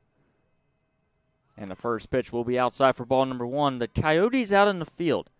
The only change defensively is Olivia Tubbs behind the plate. Kinsley Wesley will be the designated player for game number 2. Sydney Sherman will be at first base. Taylor Hunt at second. Kaylin Parker at short. Kaylin Fincher will be at 3rd base in the infield. This will be fouled out play from Ellie Castle, starting shortstop number 10. In the outfield, Coyotes will have Jersey Carter in left. Grace Langston, who made a couple of phenomenal catches in center field game 1, back in her designated position. And Abby Davis will be in right field. 1-1 pitch here from Johnson. This will be hit right back up the middle, went 5-hole on Johnson, and it's a leadoff single for Castle and the Dubs.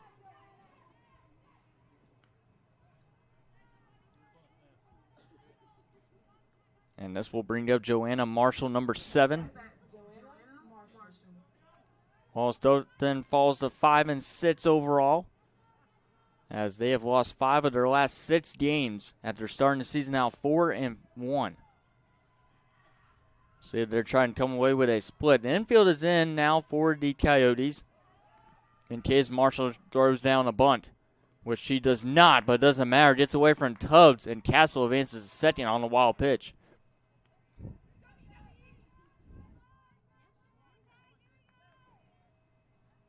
We did not get a batting order for Wallace Dothan in game number 2. Well, we assume the batting order is going to be very similar to what it was in game number 1. We believe it will be Castle, Marshall, and Tomlin to lead things off here in the top of the first inning. Well, the Coyotes changing who's on the hill pitching and who's behind the plate. Olivia Tubbs was our player spotlight in game number 1, home run 7 RBI. She only had one at bat, which she pinched hit for Grace Langston in the first game, back in the bottom of the 6th. That'll be in for a strike. To Joanna Marshall, one base hit in game number 1 for the starting center fielder. Took Wallace Dothan all the way to the 4th inning to finally get on the board, and then they had a huge 6th inning, and then had a big 7th inning fall short. That'll be swung on and missed there from Marshall. Kaylee Johnson with just 12 strikeouts, or 11 strikeouts on the year, tied for second on the team. Leading away with the most pitched innings and most home runs allowed is Shelly Littlefield. 2 balls and 2 strikes. Downstairs, 3-2 now. To Joanna Marshall with number 4, Reagan Tomlin on deck. Second baseman for Wallace Dothan.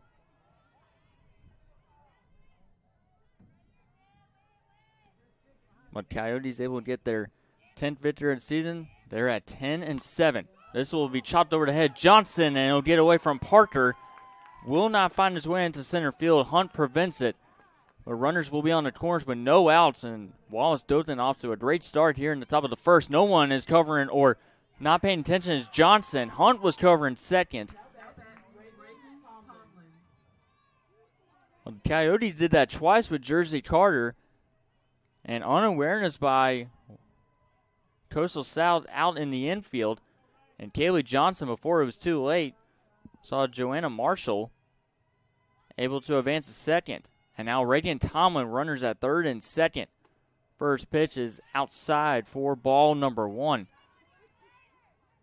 Tricky situation here for Kaylee Johnson, just coming onto the hill here for game number 2. Wallace Dothan back to where they were at the end of the game. Just an unlucky break at the end with an outstanding catch from Langston in center field.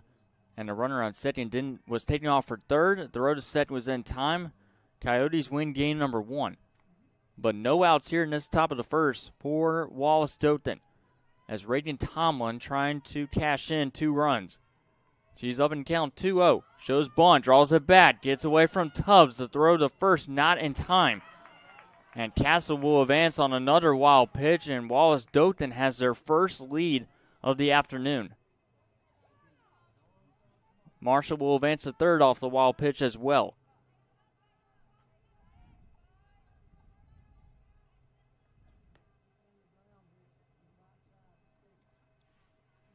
So 1-0 lead here for Wallace Dothan. Exactly the start they were hoping to have to begin this game. Marshall on at third.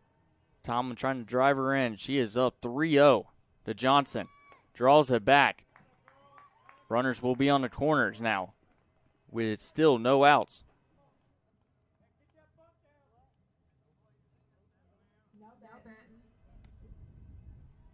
And it looks like we might have a pitching change or just a quick word on the hill for head coach Mallory Radwidge with her starter Kaylee Johnson, who's having a tough time delivering strikes here in the top of the first inning.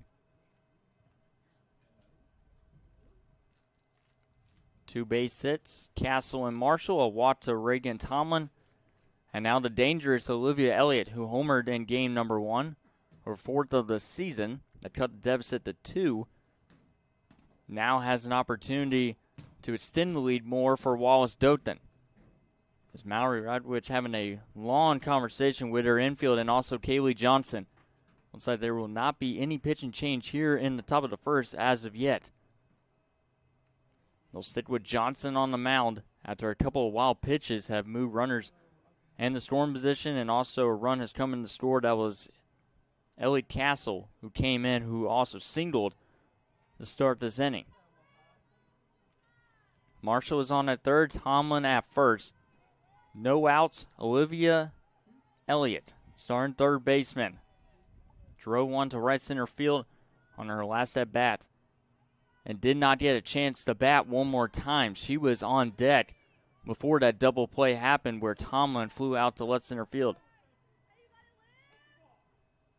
Count is 0-1 here as Johnson tries to get out of this top of the first inning. Fouled straight out, play from Elliott. On deck is the catcher Curry, who was the catcher in game number 1. We'll see if she will remain behind the plate for game number 2.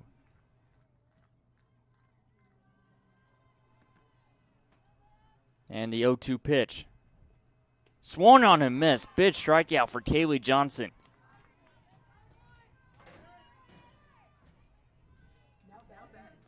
The most feared hitter in Wallace Dothan's lineup strides out and brings up Aaron Curry. Big strikeout right there for Johnson. And another big swing and a miss. Strike one. Curry had a single and a double in the first game. Came in the score to make it 4-1, or 2-1 at the time. As she will fly this one straight out of play. Count be 0-2. Second straight at bat.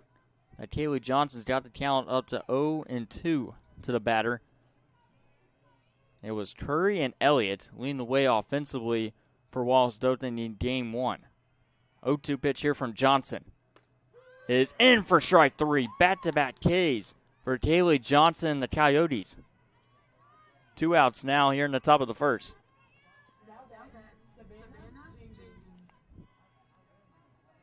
Brings up the first baseman, Savannah Jenkins. Jenkins still with an opportunity here. Only 1 base hit for Wallace, or make that 2 base hits for Wallace Dothan here in the top of the first. First pitch is upstairs, but Kaylee Johnson just attacking the zone right after that mound visit with her head coach, Mallory Radwich. But runners still on the corners at their back-to-back strikeouts to Elliott and Curry. That one's upstairs. It's 2-0 now here to Savannah Jenkins.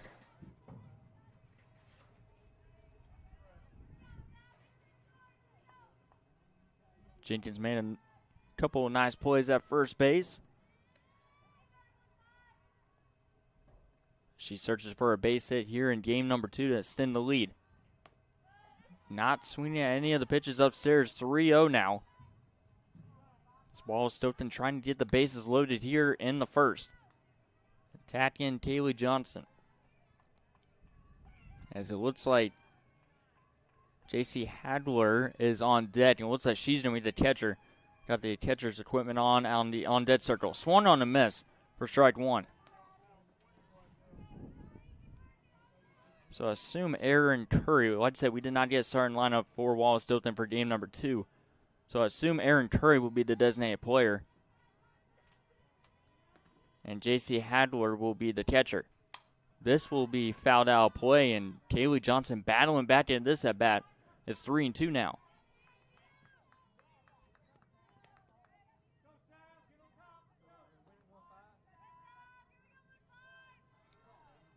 Jenkins trying to extend the lead. 3-2 as Johnson battling back at this at bat. 3 balls and 2 strikes. It'll be a ground ball to Parker, and she cannot make the play. And a run will score for the Governors. And it's 2-0 here in the top of the first.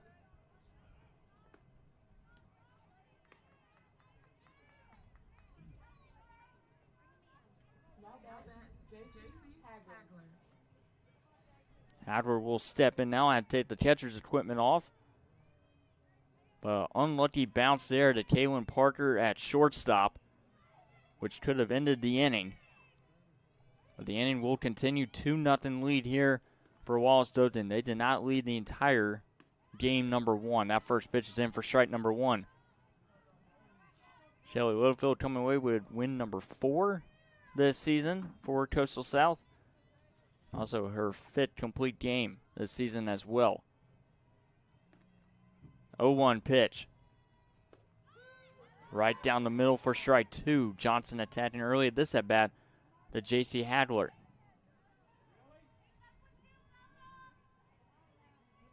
As number 17, Caitlin Connor, who is a starting pitcher in game number 1 that went all 6 innings. 0-2 pitch. Swung on a miss. Kaylee Johnson with a shaky start, but she has 3 strikeouts here in the top of the first to send it to the bottom as it's 2-0 Wallace Dothan. We'll be back here on JockJive after a quick couple of messages.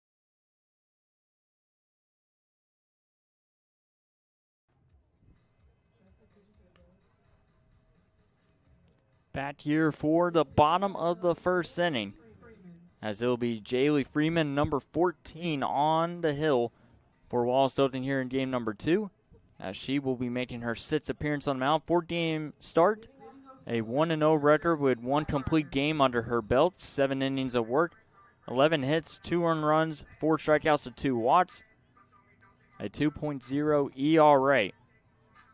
As she will face off against the Coyotes, Jersey Carter, Abby Davis, Taylor Fincher to lead things off. Jersey Carter laid down a couple of bunts, beautiful bunts, and came away with 2 base hits.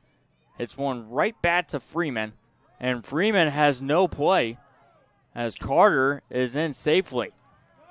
Looked like there was going to be plenty of time, and then Freeman just did not toss it over to first base, and the Coyotes get an early base runner. It brings up Abby Davis.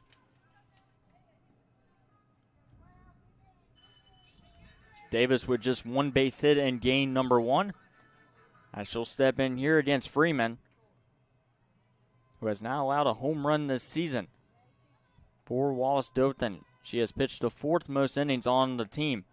That first pitch is downstairs, 1-0 count on a cloudy Thursday afternoon here in Bay Minette, Alabama.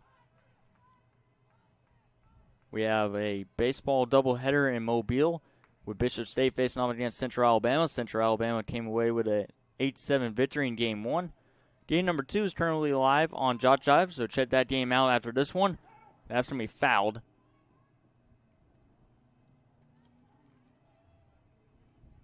And over at third base, this is going to be Shiley Mock at number 2 now for Wallace Dothan at third base.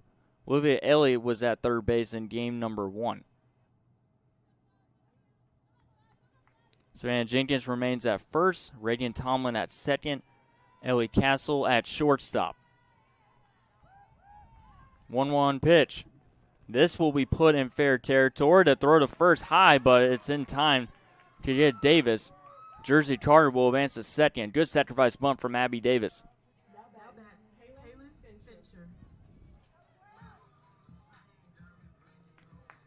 Brings up Caitlin Fincher.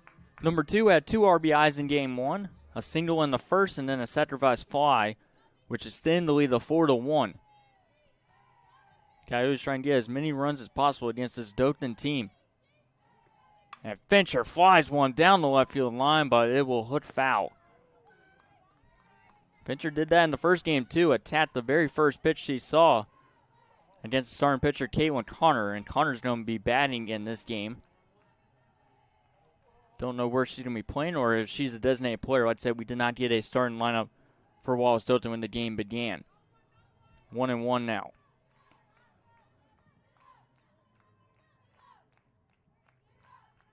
Fincher leads the entire Division I softball in most runs driven in this season with over 20 on the year. 1-1 pitch. Is downstairs, 2-1. Effectuated starting lineup for the Coyotes. It will be Carter, Davis, Fincher to lead things off. Sherman will be batting cleanup, followed by Kinsley Wesley, designated player, Kaylin Parker, Olivia Tubbs, Taylor Hunt, and finally Grace Langston. Starting 9 for the Coyotes. That'll be in for strike 2. 2-2 now. Jersey Carter on at second after she bunted her way on to first base. Blazing speed from Jersey Carter, already with 3 base hits today for the Coyotes. 2-2 pitch to Fincher. She will ground one, and this will be misplayed by Mock, and Fincher is on safely at first base. That will go down as an E5, and Caitlin Fincher will reach first base. First and second with 1 out. Brings up the very dangerous Sydney Sherman.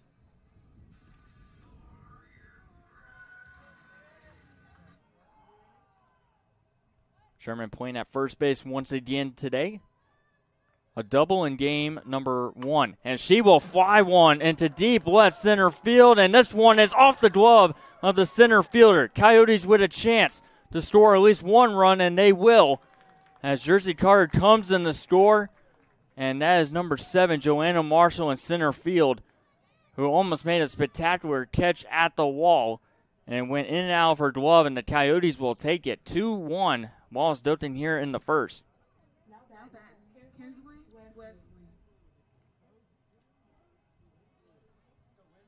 Sydney Sherman with an excellent hit right there. Almost thought it was going to be a 3-run home run from first glance. Then it stayed in, and Marshall almost made the catch. But that will go down as another error, and Kinsley Wesley, the designated player here in game number 2, a chance to tie it.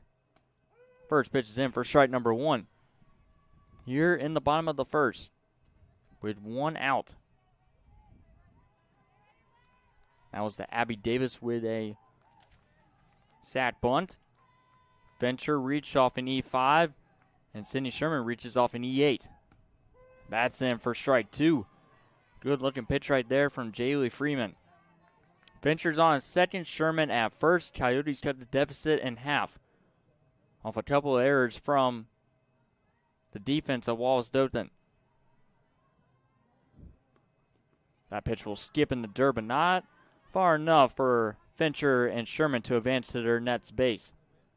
Wesley bows back 1-2. Hit into a 6-4-3 double play back in game number 1. A strikeout victim. Tough start offensively for Wesley, but she's been great behind the plate. And she will foul one down the left field line. A 70-hit season in her first year with the Coyotes. Well, at the time, the Sun Chiefs. But a 70-hit freshman year for number 16, Kinsley Wesley. Off to, like I said, a slow start with 6 RBIs.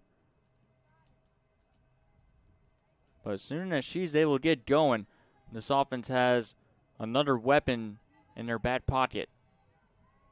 1-2 now to Wesley. Upstairs. 2-2 now.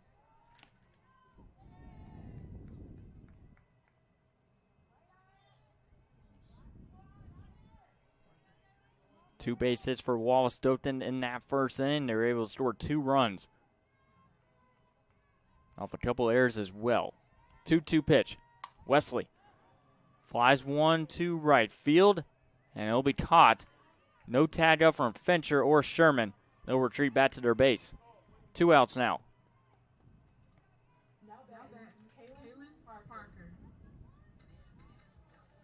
And I'll bring up the shortstop, Kaylin Parker, who also had one base hit in game number 1. So our runners at first and second with 2 outs. As Coach South, like I said, split the deficit in half. The first pitch downstairs.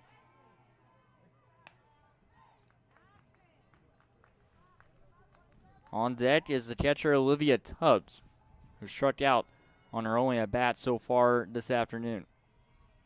1-0 pitch here. It's upstairs as well. 2-0 now.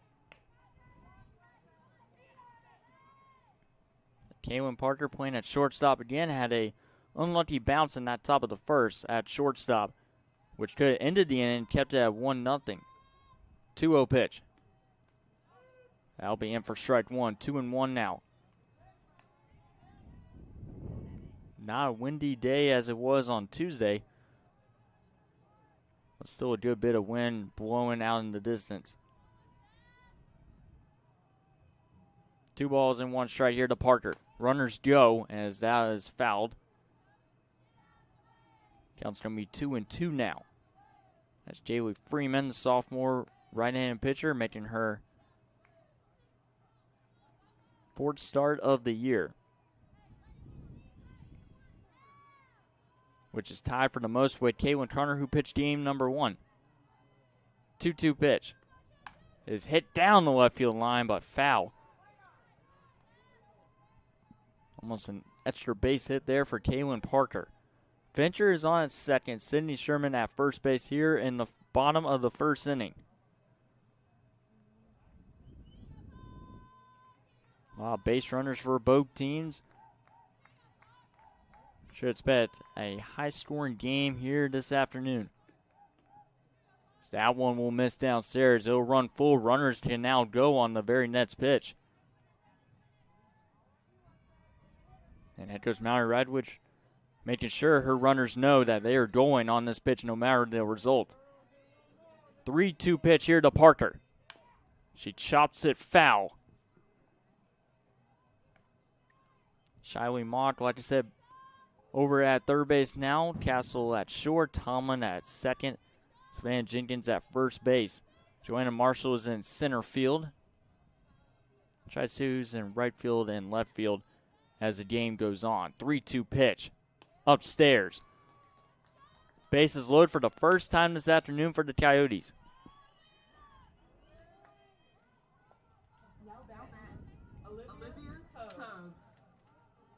And that'll be the first walk issued from Freeman. Kaylee Johnson had 1 walk in the top of the first. And now Olivia Tubbs will step in. Game time run at third. Go ahead run at second. Fincher at third. Sherman at second. Parker is on at first base. First pitch to Tubbs is inside for ball number 1. Coyotes trying to make up after surrendering 2 runs in the top of the first. They already got 1. They're looking for the tie and possibly the lead here in the bottom of the first. As Tubbs pops this one up. Foul territory to the right side. And it will be dropped from Jenkins in foul territory. Just outside our camera screen, also on this side of the press box as well. So Olivia Tubbs will have a second life at this at bat at 1-1. Runners will retreat back to their bases. Looks like at last glance, Jenkins unable to make that. Had a chance to make the catch. Then lost sight of it at the very last second. Can Tubbs respond? Tubbs will pop this one up, and this one is going to be caught from Reagan Tomlin in shallow right center field. Leaves the bases loaded, but the Coyotes cut the deficit in half. 2-1 as we head to the second here on JockJive.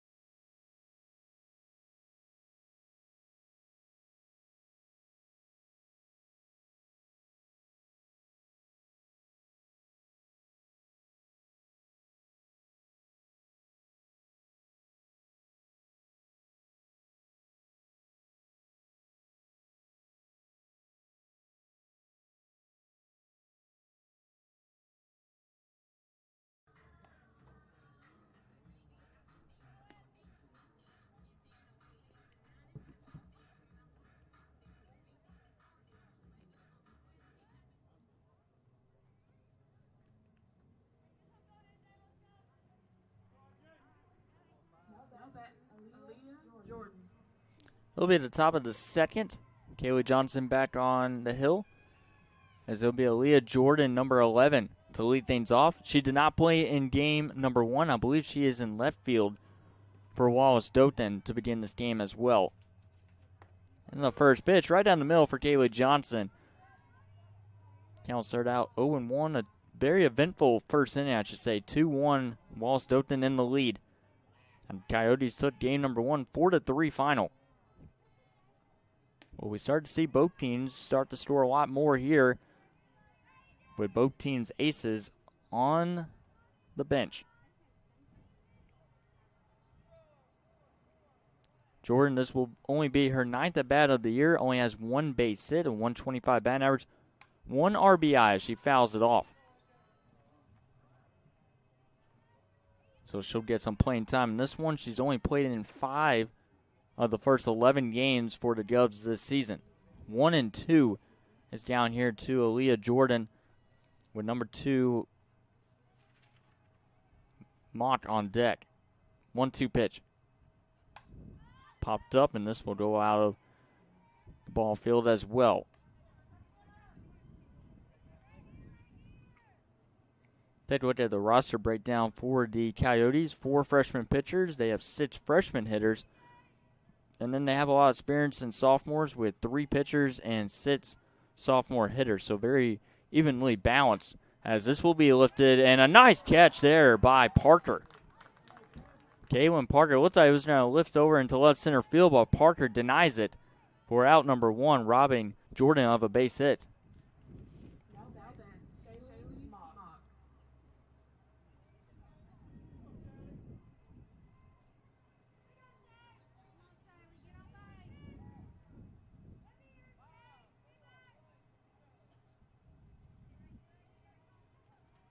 So this will be Mock up next to bat, as it's 8-9-1 the batting orders. First pitch is in for a strike. Shaylee Mock so far this year, 3 RBIs, a .231 batting average, 3 base hits, 1 of them being a double. Only at bat number 14. She's down in count 0-2 right now. But Wallace Dothan trying to build on their lead. 0-2 coming up. The lights are now on here at Coastal South. Currently past 3 o'clock here. And Baymanette fouled off. Count remain 0-2.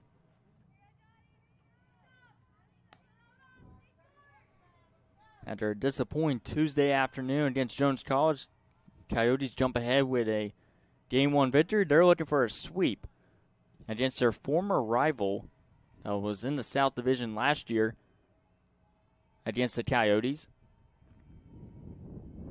0-2 pitch. Downstairs, good block from Olivia Tubbs behind the plate. That's Tubbs popped out the second, which left the bases loaded for the Coyotes. And the game time run at third base, but still a long game to go. 0-2 here. Johnson look for a strikeout. And she won't get it there, as that one's downstairs to Mock. Ellie Castle, number 10's on deck for Wallace Dothan. Glad you can be with us here on JockJive Sports. Dallas Renzi with you this afternoon. Thrill and finish Game 1. Game 2, will that be the same? 1-2 pitch. Grounded foul.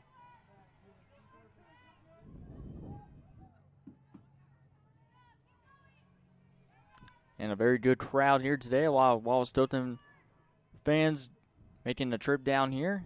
And a lot of Coyotes fans supporting their Lady Coyotes in this one.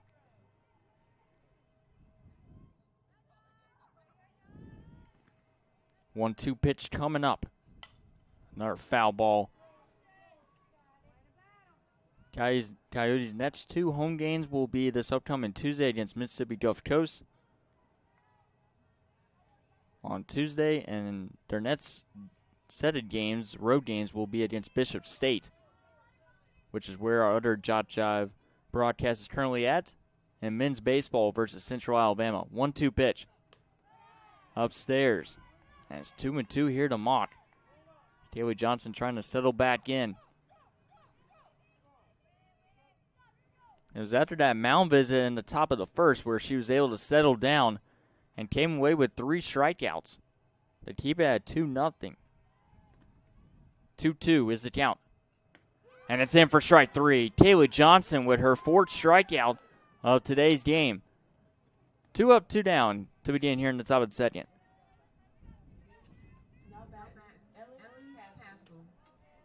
Castle with a single to right center field her first time up. Will get a chance here with the Sats empty. Johnson looking for a 1-2-3 inning. We saw that very early on in game number 1, and then both teams started to get their offense clicking. As this is hit into deep right field, and that's caught. And right by Abby Davis, just outside our camera screen, as it's a 1-2-3 inning for Kaylee Johnson and the Coyotes. We head to the bottom of the second here on JockJive.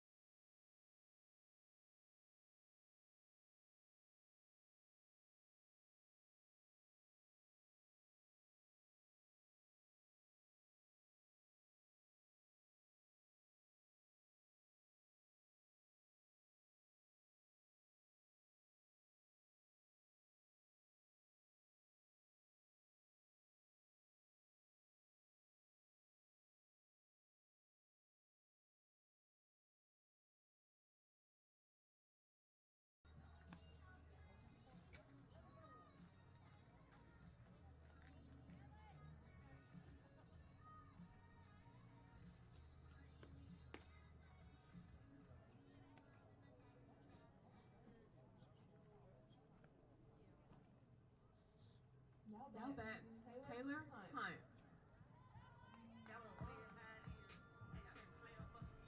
Bottom of the second inning.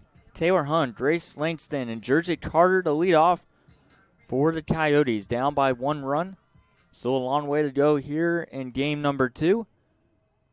I know head coach Murray Radwich wants to even up the score as quickly as possible as Hunt fouls off the first pitch. As Taylor Hunt went 1 for 3 with 2 flyouts, 2 deep flyouts to center field and right field, and then finally singled near the end of the game. But count's going to be 0-1 here. Grace Langston on deck. Good looking pitch there. 0-2 as Hunt is caught looking.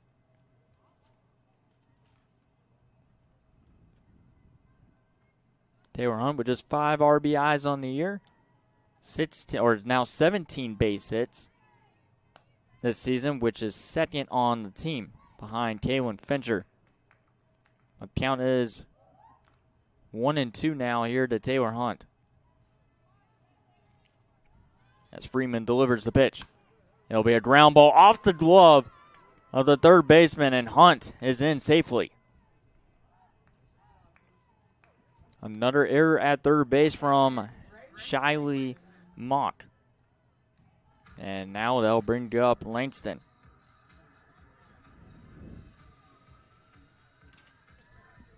As Langston in game number 1 went 1 for 3 with a stolen base.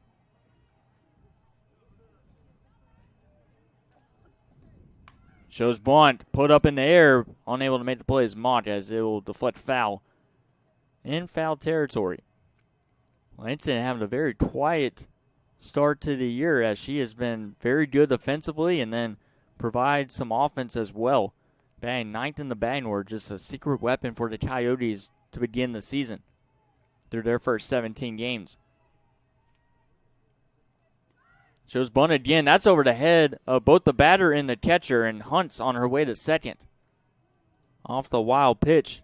Now the Coyotes have the time run at second base here in the bottom of the second. With a 1-1 count here to Langston. 12 make that 13 base hits now for Langston through her first 35 at-bats. Count is 1-1 now. Will she show bunt? Yes, she will. Draws at bat, pitches downstairs. Hunt slides in safely at third with a stolen base. Hunt goes from corner to corner in the diamond. And now Grace Langston with a chance to drive her in. 2 balls and 1 strike. Coyotes looking for a sweep, but they first need the tying run to come across the plate. 3-1 now to Langston. Jersey Carter on deck.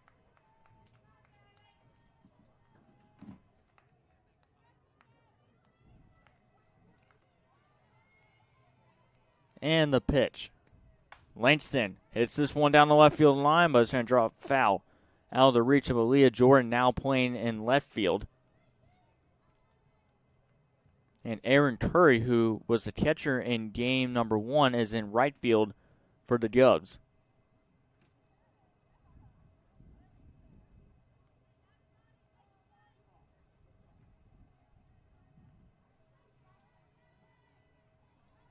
And Hadler behind the plate for Wallace Dothan. This will be a fair ball played by Mott. Fires the first. Out number 1. Hunt will retreat back to third base.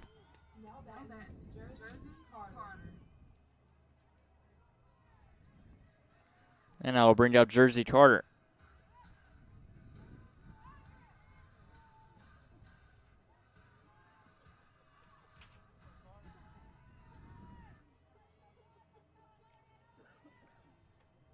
Carter with a runner on third. Shows bunt, draws it back, but it's in for strike number 1. Carter was able to get on base. Bunted straight to the pitcher, Freeman, but Freeman did not have time to fire to first. First batter she faced, so she was a little bit unaware that she had to fire it to first, I guess. And it goes right back to her, and Carter is out at first. Hunt scores. And we're knotted up at 2 here in Bay Minette.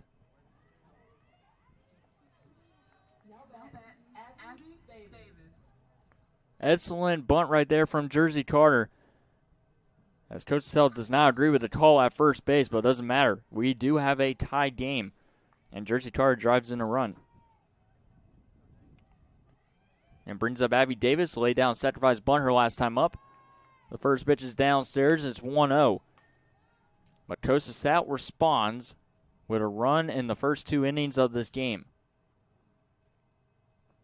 After 2-0 lead to start for Wallace Dothan. Davis flies one that will go foul over to the left side and completely out of the ballpark. Count even at 1 ball and 1 strike. No home runs for the Coyotes in their last couple of games.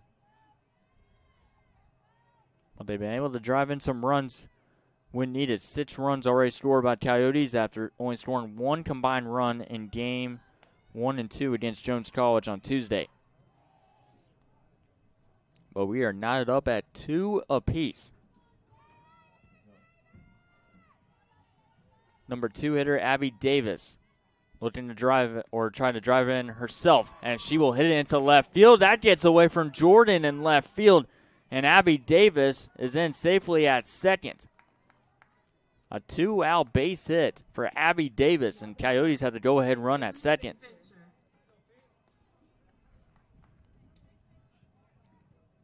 And I'll bring up Kaylin Fincher. Abby Davis with her second base hit of this afternoon. It's going to be up to Fincher right here, who reached off an E5 her first time up. She's been aggressive on the very first pitch. Won't chase after that one. Count will start out 1-0 here to Fincher. Davis with a 2-out single.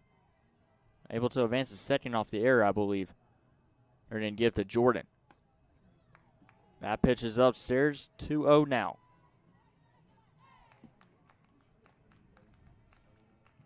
Coach South with now 3 base hits.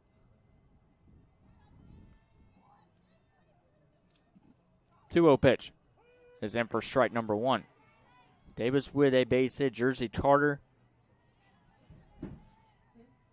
And I believe it actually is 2 base hits now for the Coyotes, but still effective, scoring 2 runs so far. 2-1 is the count here to Kalen Fincher. Fincher grounds one foul down the left field line.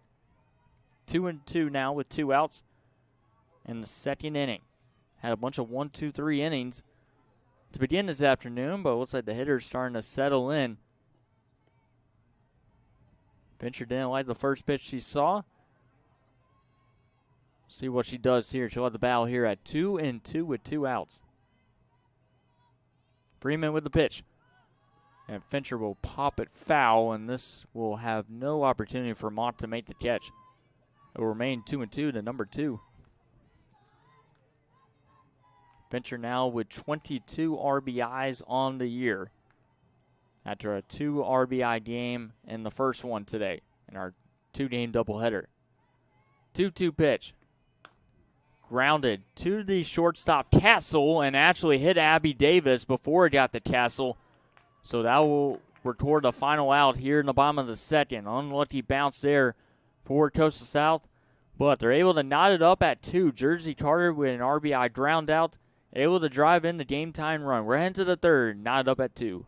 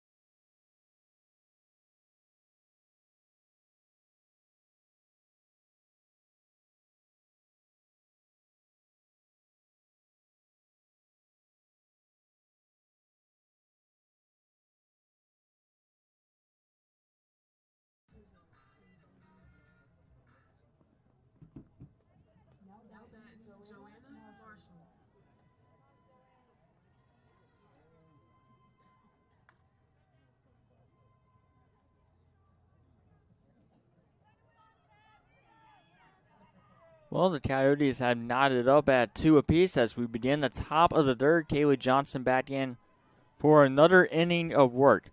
As there'll be hitters 2, 3, and 4 in the batting order. Showing bunt is Marshall, but the pitch is outside for ball 1. Marshall singled on her first time up. Tomlin walked on her first plate appearance, and Olivia Elliott, very surprising, striking out on her first appearance against Kaylee Johnson. Trying to come away with a victory and complete the sweep against Wallace Dothan. That pitch will be downstairs, 2-0.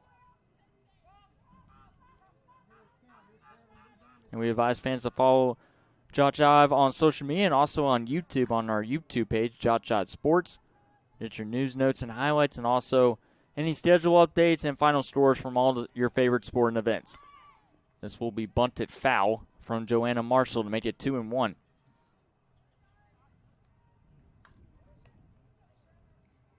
Some other games in the ACCC being played today. LBW travels to Andrew College. Southern Union State facing off against Marion Military Institute. Chat Valley facing off against Georgia Military College in softball. 2-1 pitch fouled off from Marshall. 2-2 now. Here in this top of the third. Start today's doubleheader 15 minutes before we were scheduled to start at 12:45. Tied game came down to the final out. 2-2 now for Kaylee Johnson against Joanna Marshall. 2-2 pitch. This will be hit into left field over the head of Parker. And Marshall thinking 2, and she is in safely. A double to start this top of the third for the Governors. It's a 2-hit game for Marshall as Reagan Tomlin comes up.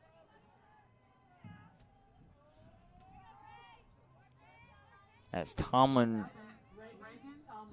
went hitless in the first game with 2 flyouts to center, and then popped out, actually make that an 0 for 4 game for Tomlin with 4 flyouts, 3 to center field, 1 to the second baseman, fouled off from Tomlin on the first pitch.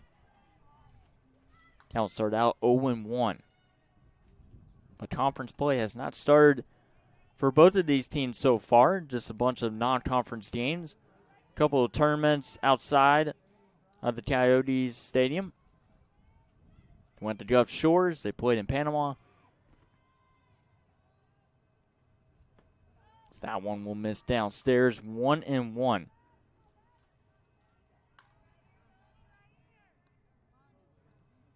Olivia Elliott is on deck. Strikeout victim her first time up.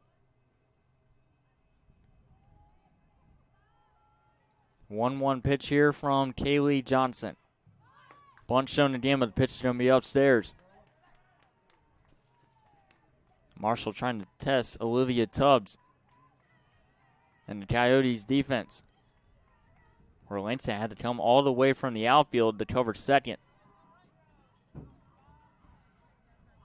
See what Tomlin can do, trying to get her first base hit this afternoon. She's been spoiled of a couple of base hits, and she swings and misses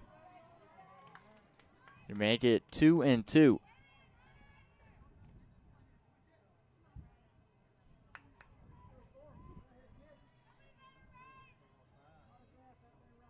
But the final game of February for the Coyotes. 2-2 pitch. Hit right back to Johnson. Nice diving play for out number 1.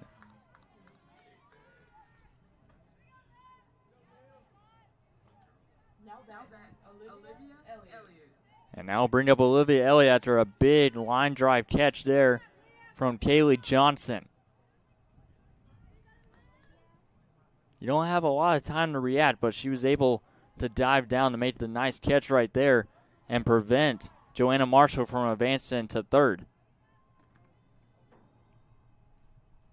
First pitch. This is going to be lifted into right center field. Olivia Elliott has done it again. A 2-run blast here in game number 2, and she extends the lead to 4-2 Wallace Dothan. That'll be her 5th home run of the season and her 2nd of the day.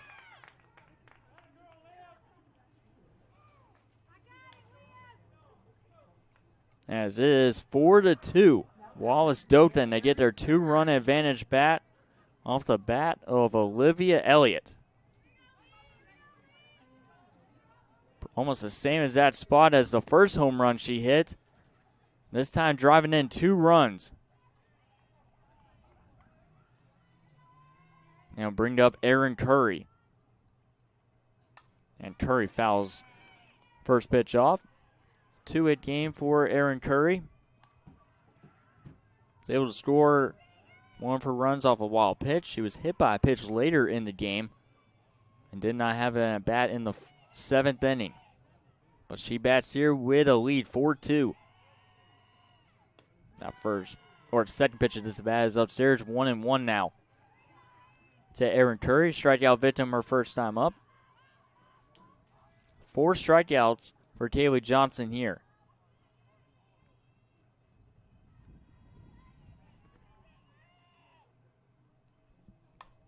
As this will be popped up to the left side and caught from Kaylin Fincher for out number 2.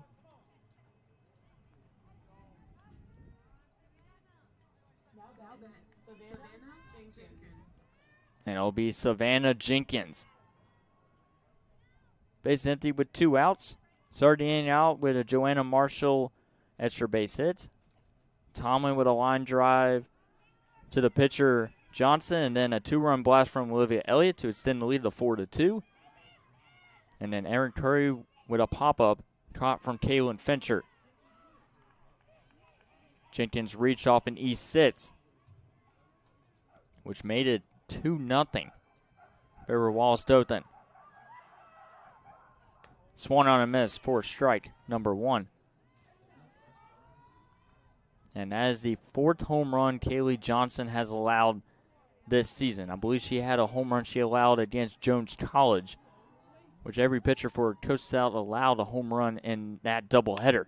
This is lifted down the left field line. It's a foul ball from Savannah Jenkins. Jenkins with a well-hit ball, but unable to come away with extra bases. And a lucky break there for the Coyotes.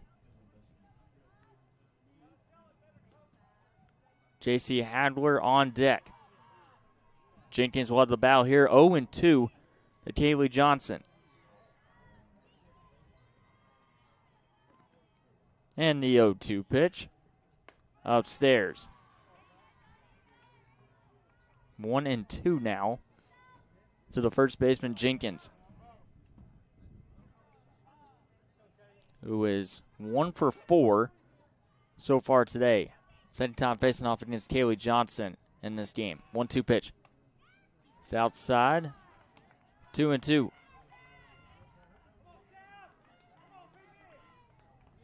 Well, Coyotes offense will have to go back to work in the bottom half of this inning after tying the game at 2. Trailing by 2 runs once again. They'll have Sydney Sherman to lead things off. 2-2 pitch is downstairs. 3-2. Sherman, Wesley, and Parker, the 3 batters to face off against Freeman in the bottom of the 3rd. 3 balls and 2 strikes. Popped up, and this will go out of play. No chance for Sydney Sherman.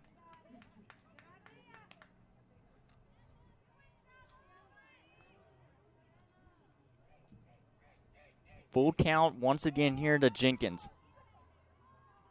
With 2 outs, Coyotes trying to send this one to the bottom of the 3rd. After allowing 2 runs off a 2-run blast from Olivia Elliott. This will be grounded, and Fincher lost sight of it as it goes 5-hole on her into left field. And it'll be a 2-out single for Jenkins.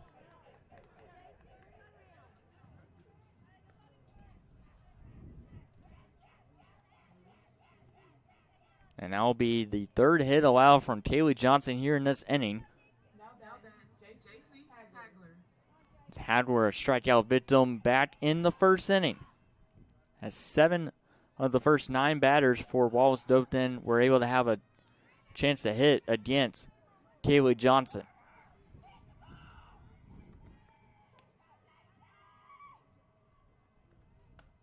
And the first pitch is upstairs. 1-0 here to Hadler.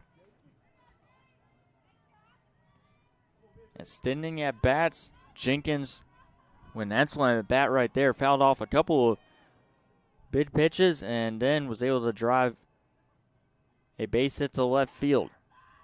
1-0 pitch. Swung on a miss. 1-1 now here to Hadler with Aaliyah Jordan, number 11, on deck. Cloudy afternoon for a Thursday softball doubleheader here on JockJive. 1-1 pitch. Popped up in the air, shallow left center field. Langston with the catch. As we head to the bottom of the 3rd, Wallace Dothan gets back their 2-run advantage. They're up 4-2 as we head to the bottom of the 3rd.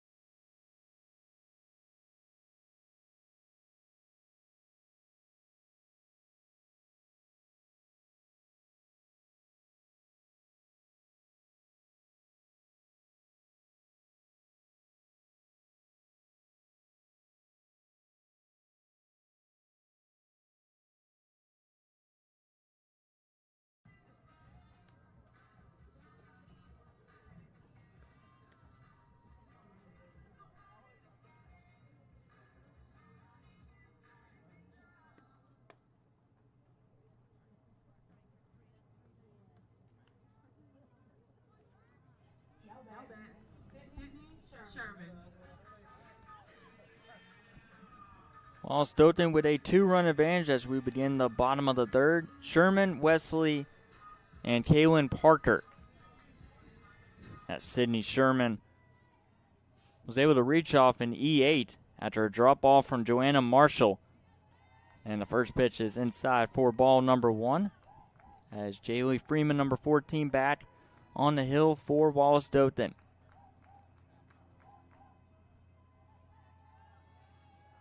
Well, it was going to be a 3-run blast from Sydney Sherman. Stayed inside.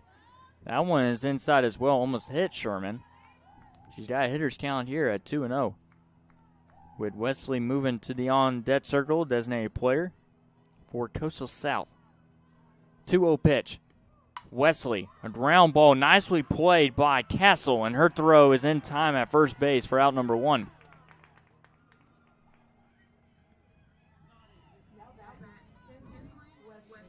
Well hit ball from Sherman, but it'll be Kinsley Wesley. Up nets the bat. Flew out to right field. Her first time up. Catch made by Aaron Curry, number 20, in right. And the first pitch is right down the middle for strike number 1.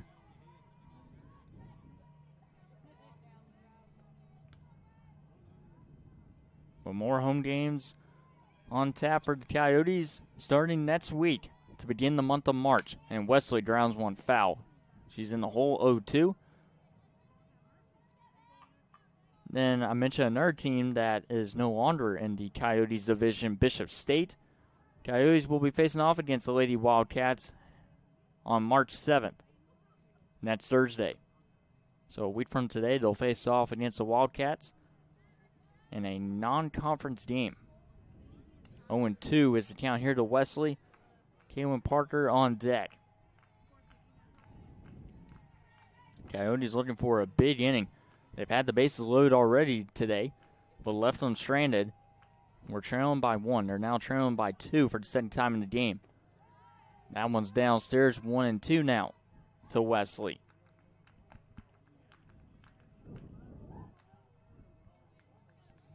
Wesley went 0 for 3 in game 1 with a line drive, double play, and a strikeout.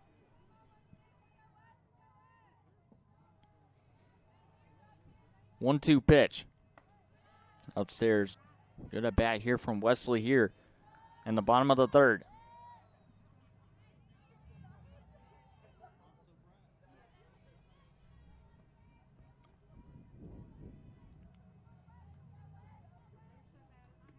Two-two pitch, another ground ball to short to Castle. And another strong throw, but it's in out of the glove of Jenkins. A lucky break there for the Coyotes. Can they take advantage of it? Another error by Wallace Dothan here today, especially here in game number 2.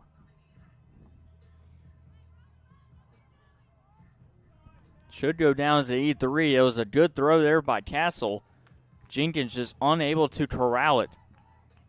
And the ball was out of her glove before she corralled it, and her foot was off the bag anyway.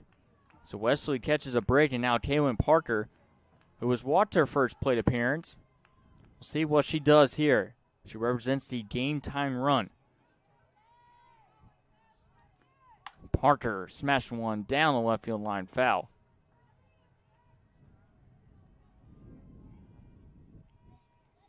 Wallace Dothan currently sitting at 5-6. Losing 5 of their last 6 games. Trying to get back on the winning page. Like I said, coming in this doubleheader, both teams were swept. Wallace Dothan was swept by Abraham Agricultural College. Parker will lift one to left field. It'll drop in for a base hit for Kaylin Parker. And the Coyotes have something cooking here in the bottom of the third. Another base hit for Kaylin Parker today.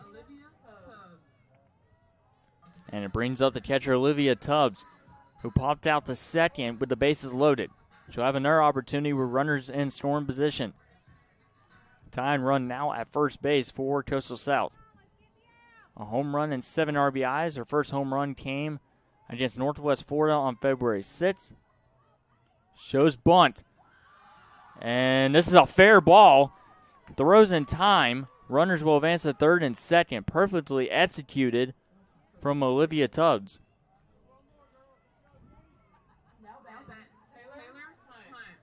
Sack bunt. And now Taylor Hunt, who reached off an E5. Can she put a ball in play to try to tie the game up here for the Coyotes? Wesley on at third. Parker on at second. Can Taylor Hunt drive them in? First pitch downstairs for ball one. Big moment here for Taylor Hunt. Couple of well-hit balls into the outfield, but no base hits to show for it. Can she change it around here at this at-bat? That one inside, 2-0. Grace Langston, number 27, number 9 hitter, is on deck. Well, she get an opportunity here in the bottom of the third.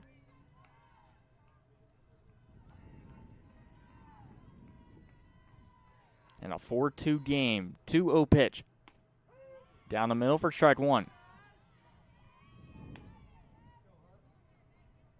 Hunt still searching for her first home run of the season. She's notched in a couple of runs so far, second on team in hits. We're looking for that big extra base hit. 2-1 pitch. Popped up in the infield over to the left side. And that'll be caught from Castle to retire to side. Runners will be left stranded at third and second as we head to the fourth inning, 4-2 Wallace Dothan.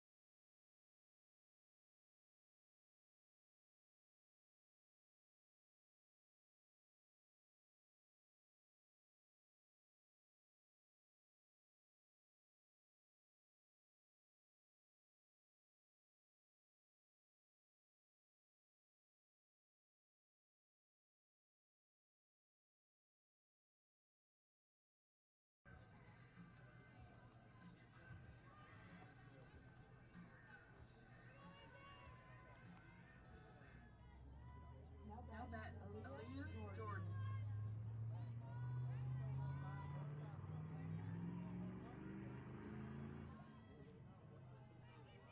8-9-1 in the batting order for Wallace Dothan. Kaylee Johnson has made it to the fourth inning. On 4 runs so far. First pitch to Jordan's outside for ball one. Jordan hit a line drive that looked like it was going to be a base hit at first glance. And then Kaylin Parker able to snag it away for a line drive catch. 1-0 pitch. It's upstairs, 2-0. On deck is Shaylee Mock, who's had a rough day at third base, but was able to make the last couple of plays, and then Castle made that pop-out catch, leaving runner stranded at third and second for the Coyotes. 2-0 pitch. It's outside, 3-0. We'll see how aggressive Aaliyah Jordan's going to be here, or will Wallace Dothan tell her to lay off on this fourth pitch of this at-bat. It's 3-0 here in the top of the fourth. It's upstairs. 4-pitch walk to Aaliyah Jordan.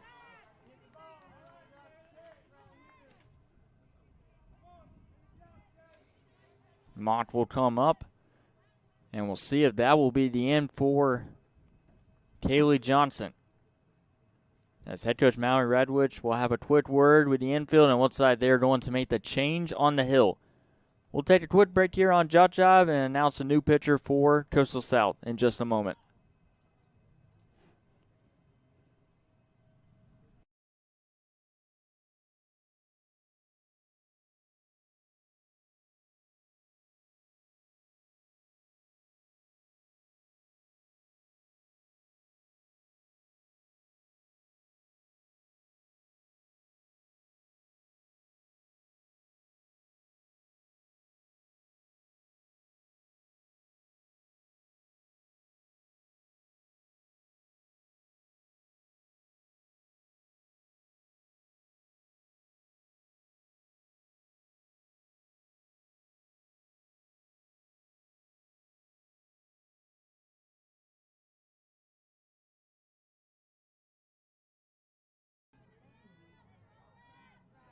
New pitcher on the mound for Coach South. The first time either team has gone to the bullpen today.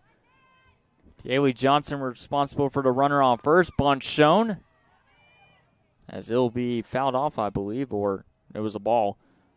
But it's going to be number 10, Madison Frugier, on the mound for Coastal South. The sophomore right-handed pitcher / first baseman, making her 8th appearance on the hill. A 4-3 record with over 27 innings pitched. This bunt will be put in play. Fincher to first for out number 1. Good executed sacrifice bunt to get the first out here in the 4th.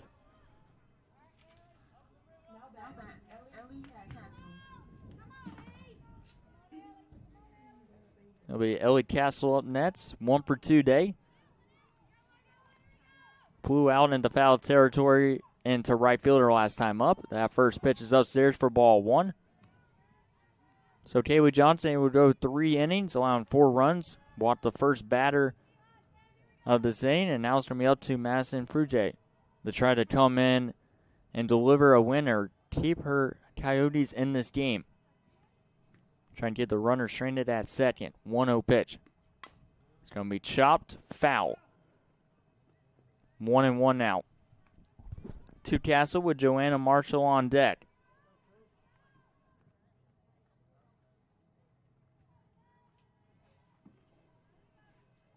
Wallace Dothan with a 4-2 lead, scoring 2 runs in the top of the first off a couple errors by Coastal South, and then a 2-run blast from Olivia Elliott has been the difference marker so far.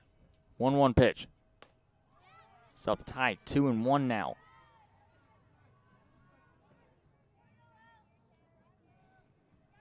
Wallace Dothan has not made any changes on the hill today from their 2 starting pitchers, as they had number 17, Connor, on the hill in game 1, went all 6 innings.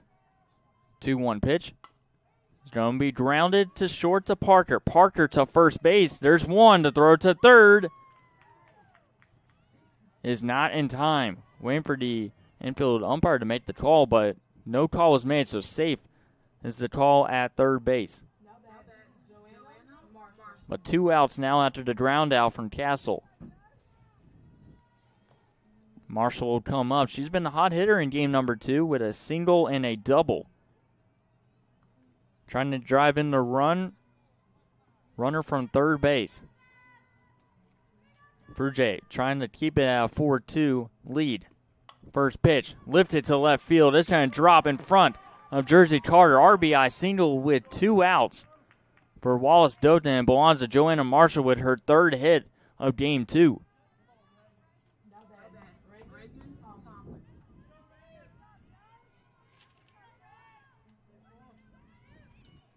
So the leadoff walk pays off.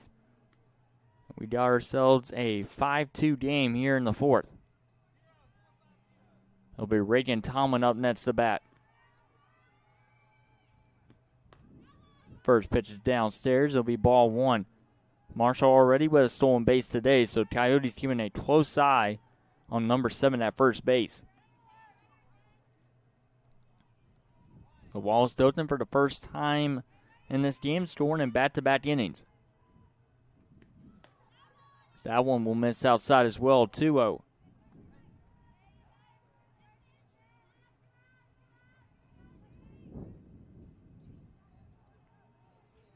Olivia Elliott is on deck. Frugier would try to avoid facing her in this inning. Runner goes. This will be a high chopper here to Hunt. Plays it nicely. Go to first.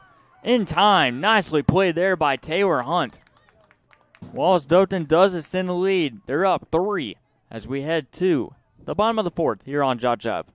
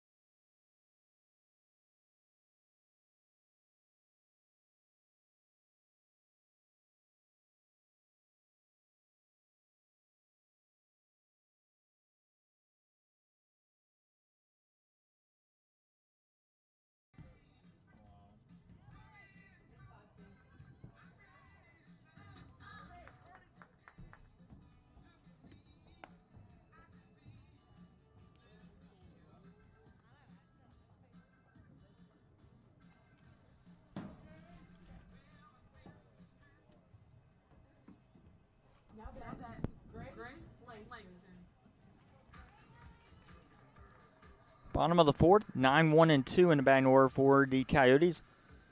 Grace Langston hit into a 5-3 ground out her first time up. Starting pitcher for Wallace Dothan, Jaylee Freeman, looking strong so far, and she'll remain on the mound after a pitching change made by Coastal South,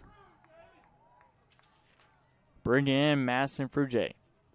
That one's downstairs, a 2-0 count here.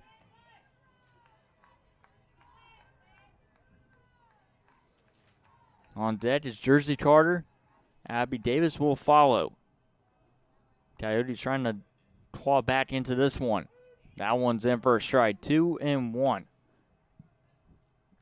That last inning for Coyotes was first inning they did not score any runs, and they're scoring 1 run each in both the first and the second.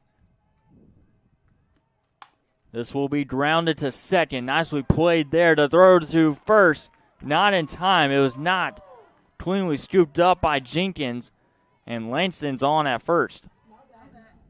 Nice play there by Tomlin.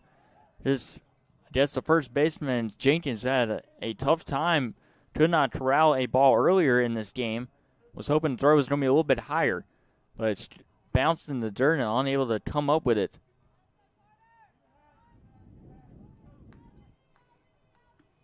Bunt shown by Carter. That pitch is upstairs for ball 1.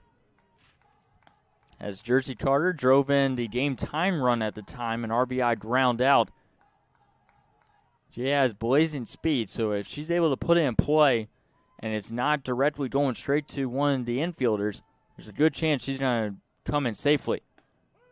1-1 now, as the bunt continues to be shown here by Jersey Carter, with Abby Davis on deck.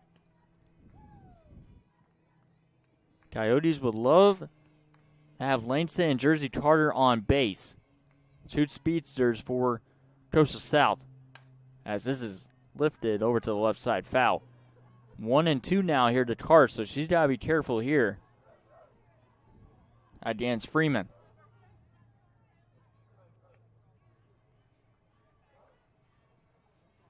Still a lot of time left in this game, but you want to make sure every single at-bat counts if you're Coastal South. Line drive almost caught by Mock. It was over in foul territory, so that Mock's able to catch a break here for Wallace Dothan. It'll be 1-2 as Carter has a second life here.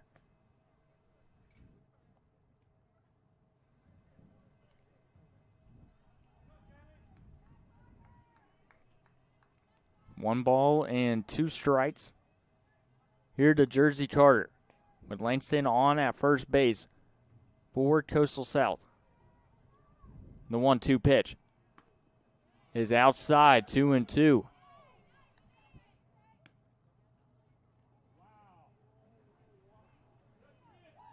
Two and two after a very good-looking pitch right there from Freeman. Carter, we'll see what she's able to do here. On a bat here for number 1, the leadoff hitter. Already with 3 base hits so far this afternoon. She will hit another foul ball over to the left side.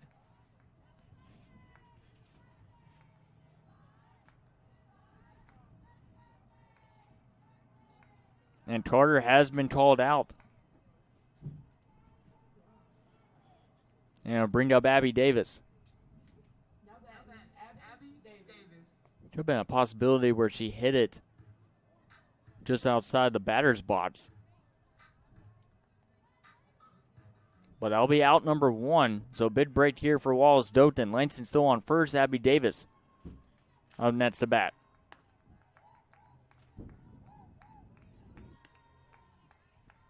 A 1-for-1 game with a single and a sacrifice bunt. Don't believe head coach Mallory Radwich is going to assign Abby Davis to bunt here. Got to make up 3 runs with a couple outs to go. Runner's going to go. Langston slides in safely at second. Stolen base for Grace Langston. Doing it all today, offensively and also defensively, and also on base pads as well. There'll be a 1-0 count here to Davis.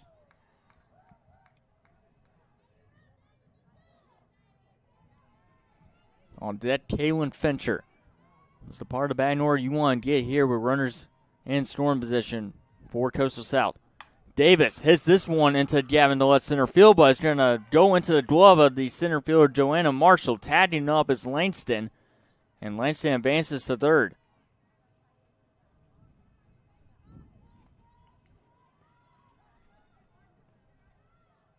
And now we'll bring out the dangerous Kaylin Fincher with a runner on third with 2 outs. Coyotes trying to cut into the deficit. A well-hit ball right there from Abby Davis. Unable to come away with a base hit. Fincher on the first pitch. Lets that one go downstairs. Fincher is 0 for 2 in this game. Reached on in E5 and hit into a fielder's choice, which eventually hit Abby Davis. Fincher will pop this one up into shallow center field, and there to make catch is Marshall, her second flyout catch of this inning. And we remain 5-2 as we head to the 5th here in Bay Minette.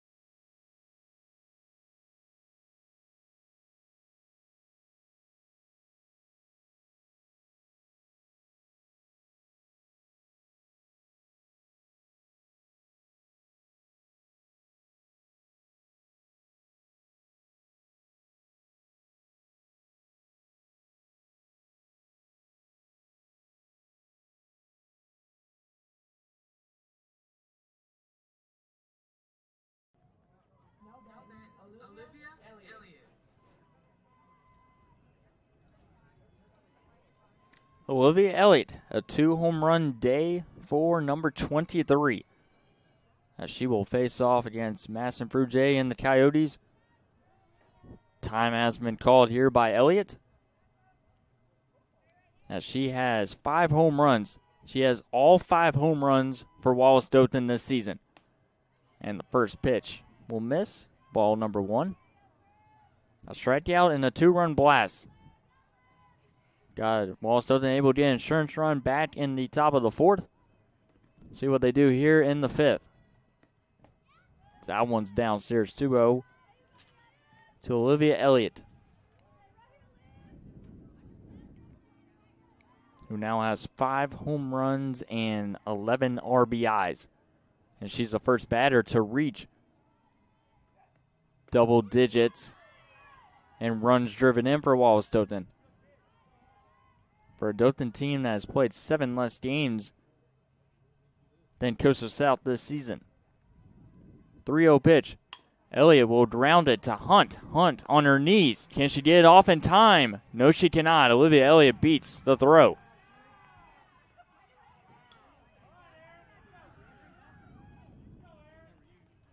Tough play there for Hunt. And are we going to have a change here? That goes Mary Redwich not making a change on the hill. Well, actually, she's going to have a conversation with the official. Infield official about that last call. Olivia Elliott able to beat the throw over at first base.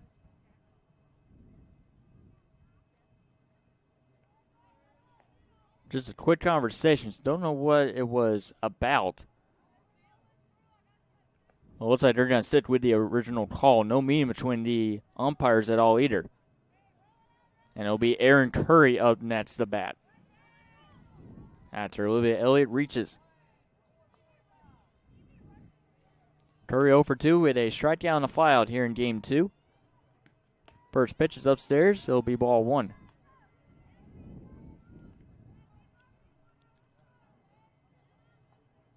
Well, the lights have been turned on since the beginning of this game.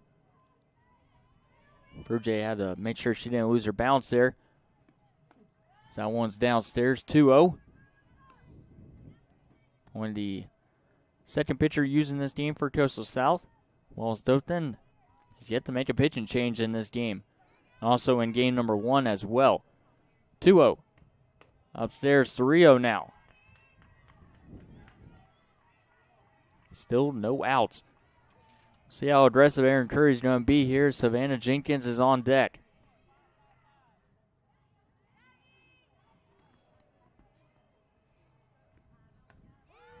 And she won't be aggressive. She'll let that pitch go in. Strike 1. Curry is playing in right field today. Originally, she was going to be a designated player since she was the catcher in game number 1. Well, they put her in right field. As this is popped up in the air and almost caught there by Sydney Sherman. 3-2 as Frugier is able to battle back.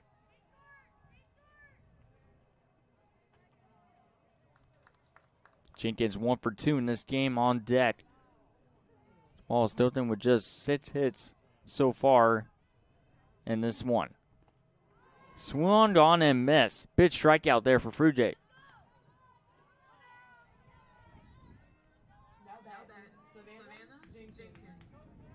Brings up Jenkins, who had a very long at bat in her last plate appearance back in the 3rd inning. Was able to ground a base hit to left field that went 5-hole on Kaylin Fincher. As that one goes outside, 1-0 here.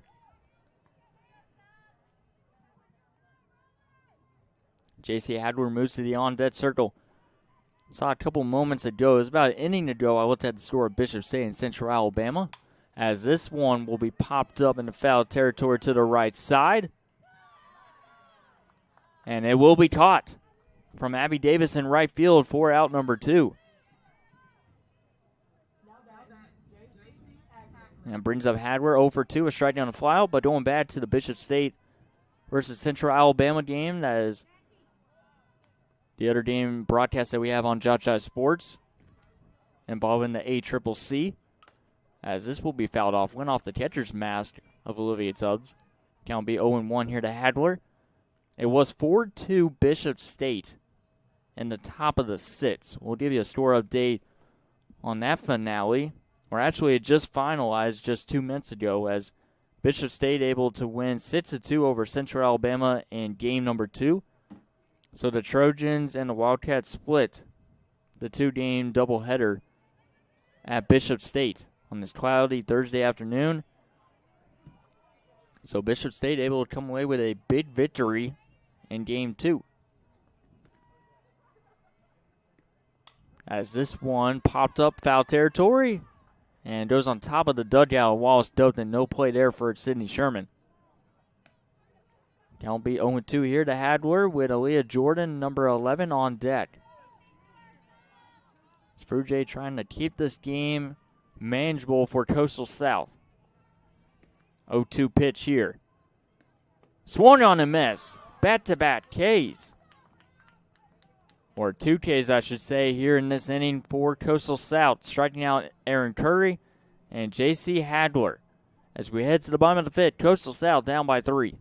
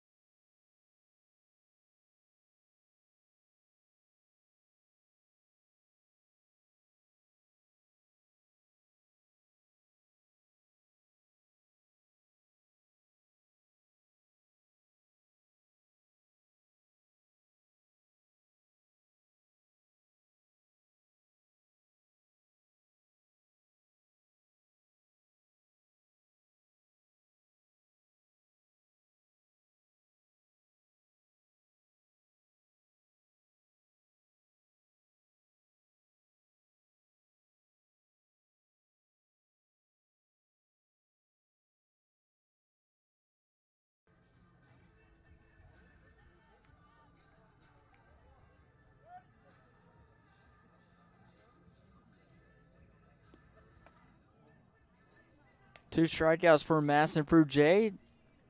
And that top of the 5th for Coastal South, as the Coyotes will have Sydney Sherman, Kinsley Wesley, and Kaylin Parker to bat. Down by 3 runs, as they have 9 outs to work with to avoid a split with Wallace Dothan this afternoon here at Coastal Alabama Community College in Bay Minette. It's been a great day of softball. 4-3 final in Game 1. Coyotes come out victorious, their 10th victory of the season. Wallace Dothan drops to 5-6 as they go trying to get back to 500 at 6-6. See what Sydney Sherman does here. First pitch is downstairs, 1-0.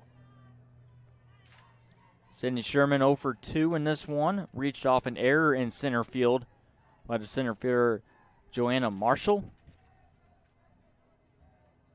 And then ground out a well-hit ball to short, but nicely played by Ellie Castle at shortstop.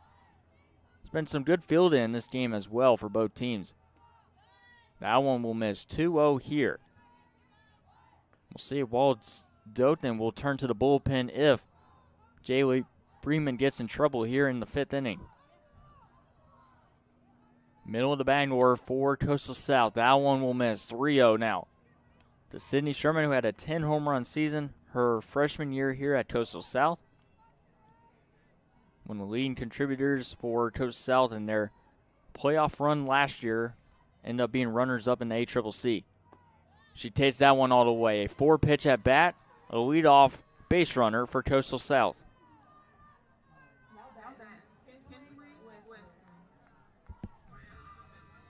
And it brings up Wesley here with no outs. And we might have a pitch and change here for Wallace Dothan. There has not been any mound visit by Wallace Dothan so far this afternoon. So we'll take a quick break here on JockJive as Wallace Dothan introduces their first pitcher coming out of the bullpen this afternoon.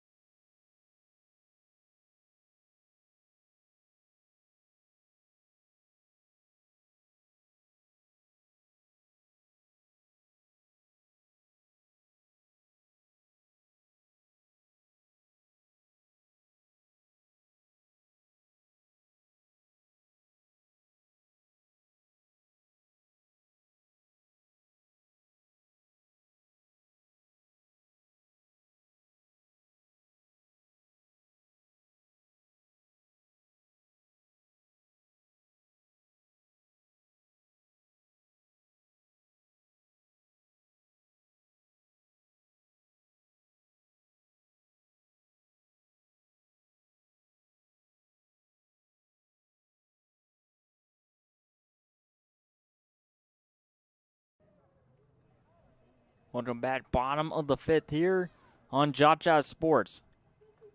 As it'll be number 13, Jenna Toops, coming on to the hill. Try to preserve the game here for Wallace Dothan, as she is making her 5th appearance on the hill. A 1-1 record, 2 complete games over 18 innings of work, which is the most by any pitcher for Wallace Dothan coming into this doubleheader. 15 hits allowed, 11 earned runs, 7 strikeouts, 6 walks, a 4.20 ERA. Wesley to bat, and she is up 2-0. They'll check down at first with Sydney Sherman as that throw gets away from Savannah Jenkins at first base. Sherman opened up this inning with a 4-pitch walk. Wesley hitless in this one, reached first off an E3, where Savannah Jenkins unable to corral it. 2-0 to Wesley. That's in for strike 1. Only 5 pitchers are listed that have previous stats for Wallace Dothan coming into this doubleheader. Moss, Connor, Freeman, and Elliott are the other ones. We already saw Connor pitch game 1, and Jaylee Freeman pitched the first couple innings of this one. Shows bunt, but that's in for strike 2. On deck is Kaylin Parker. Coyotes need base runners here with just 9 outs to work with, down by 3.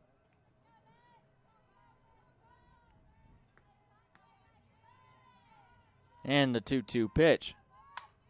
Ground ball. This will go 5-hole on the shortstop. Sydney Sherman's going to be off to the races, and she is going to be sent home, and she will score. RBI double from Kinsley Wesley.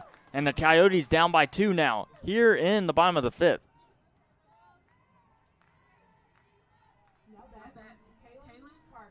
Extra bases here for the catcher / designated player, Kinsley Wesley. And Kaylin Parker comes up. And now head coach Mallory Redwood's having a quick word with the official. With the home plate umpire, I should say. So we'll see if Wesley's going to come in or come out of the game and be pinch run. It's a 5-3 game. Wesley doing her job, going 1 for 3 with an RBI double. Parker coming up. Has had a very strong game as well in the batter's box. And we're going to have a pinch runner.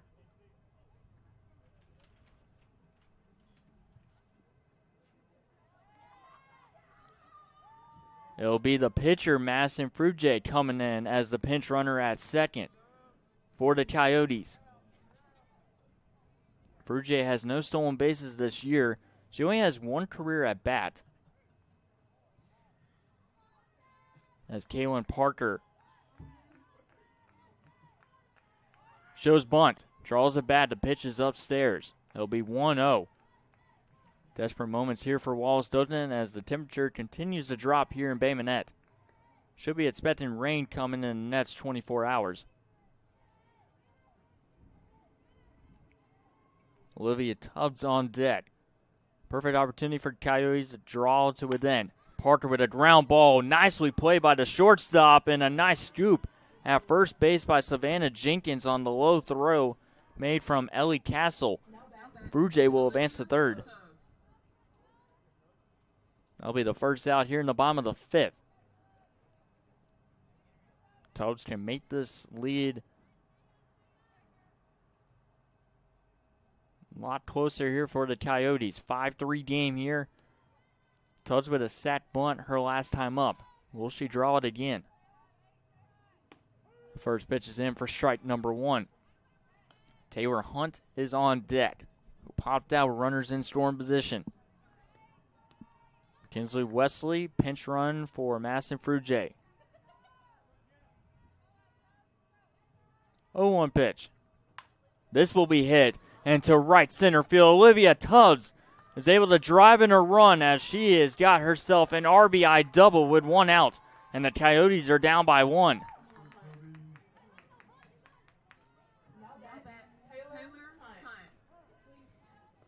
And Wallace Dothan might be making another change on the mound. And they are. The game-tying run is now at second for the Coyotes as Wallace Dothan turns to the bullpen once again. We'll be back in just a moment.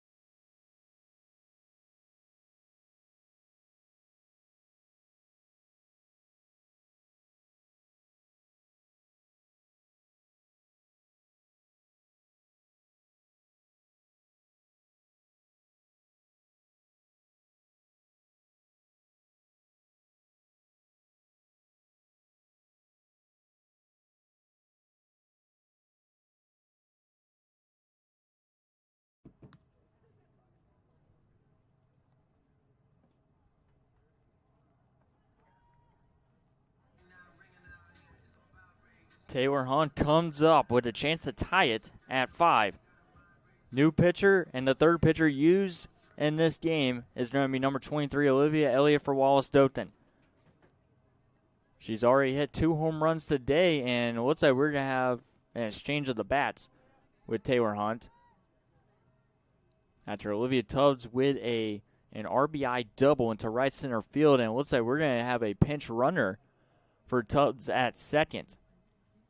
Well, we'll take a look at stats for Olivia Elliott. Pitching-wise, this will be her 4th appearance on the mound, an 0-2 record. And it's going to be Nicole Cooper coming as the pinch runner for Tubbs at second. 6 innings of work, 9 hits allowed, 10 earned runs for Olivia Elliott, 11 strikeouts to 4 walks, 11.05 ERA. She's dominated in the batter's box. Can she dominate on the hill? Bunt shown. The pitch will be downstairs as Hunt popped out the short. Runners at third and second. Grace Langston is on deck. The bottom of the batting order trying to contribute here in this bottom of the 5th. Down by 1 run. That is downstairs. 2-0. Good at bat to start here for Taylor Hunt, with Nicole Cooper coming as the pinch runner at second. Kinsley Wesley and Olivia Tubbs with RBI doubles. Make it a 1-run game. Hunt grounds one foul down the left field line.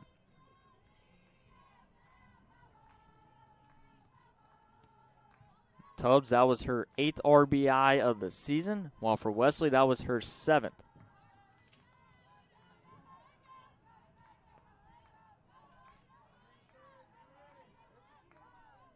Taylor Hunt has made some good contact, but can she finally contribute? That one's upstairs. 3-1. A couple of Wallace Dothan fans don't agree with the call. And now Langston could have an opportunity here, but runners at first and second. Big moment in the game here for the Wallace Dothan bullpen. 3-1 pitch to Hunt. Hunt pops this one up. Shallow right field, and it's going to drop. Cooper advances to third. Hunt with a base hit. Runners on the corners here for the Coyotes with 1 out.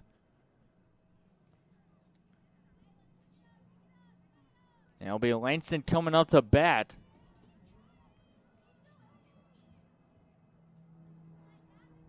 This head coach Matt Redwood's going to have a quick word unless we have a pinch hitter coming in.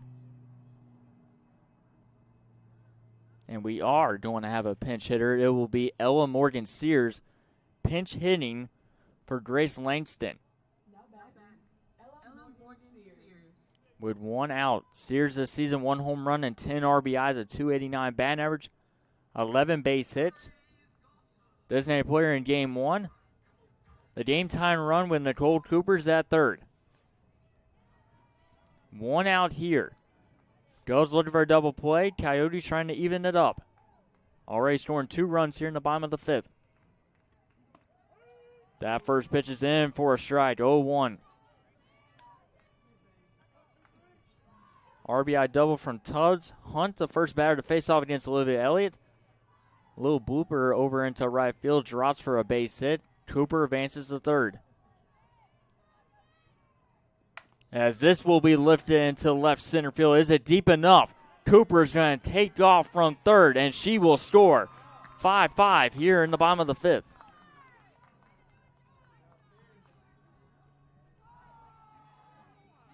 Sack fly for Ella Morgan Sears. Back to the top of the batting order with Jersey Carter. The Coyotes doing exactly what they wanted to do here in the bottom of the 5th. They get the offense rolling.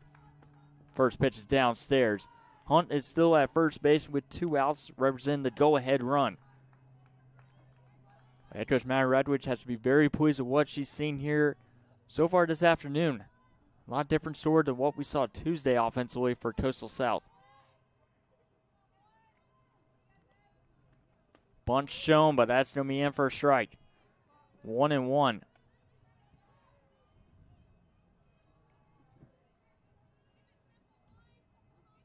Sixth inning will be the bottom of the batting order for Wallace Dothan, leading up to the top of the batting order as they try to get back their lead back. Swung on a miss. Throw to second to get Hunt. Not in time. A stolen base for Taylor Hunt. 1-2 now to Jersey Carter. And that'll be the 5th stolen base of the season for Taylor Hunt. Carter struck out her last time up, has drove in 1 run so far for Coastal South. 1-2 pitch. Upstairs, 2-2 now. As Hadward keeping a close eye, Taylor Hunt at second base.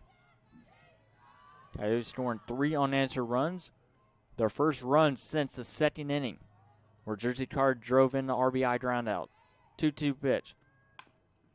It'll be hit to the third baseman, Mock. Throw to first, not in time. Hunt to the third.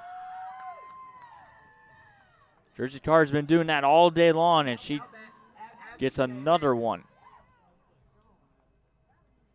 And it'll bring up Abby Davis with 2 outs. The go-ahead run now at third base for Coastal South. Here in this tight 5th inning. It was a tight game number 1. It ended on a big double play. Center fielder Grace Langston with a excellent catch in center field.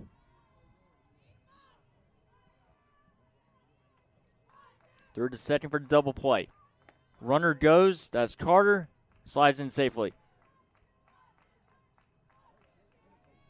Coyotes with a base hit. They can not only take the lead, but pad on to the lead as well. With Hunt and Carter on the base pads. Abby Davis flew out to center field her last time up, and she is 1 for 2 in this one. 0-1 pitch. It's downstairs. Good take from Davis. 1-1.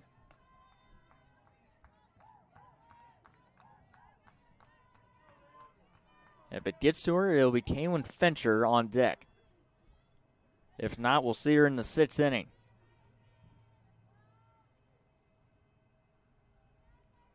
1-1 pitch here. This will be hit to right field. And a catch is made from Curry and Wright. But 3 runs coming to score for Coastal South. They have knotted it up at 5 apiece as we head to the 6th inning here on JockJive between the Coyotes and the Govs.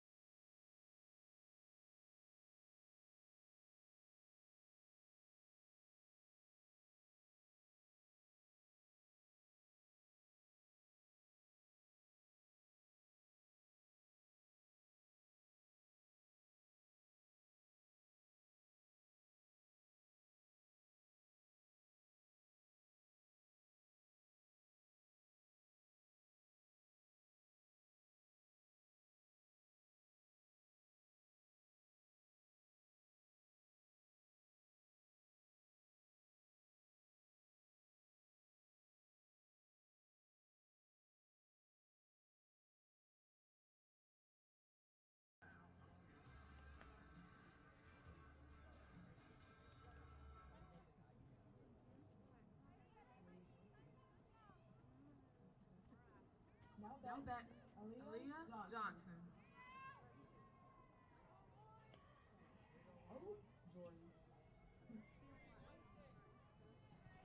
Sixth inning begins. Coastal South with a 3-run bottom of the 5th inning. The first pitch is in for strike number 1 from Madison Frugier. It'll be Aaliyah Jordan,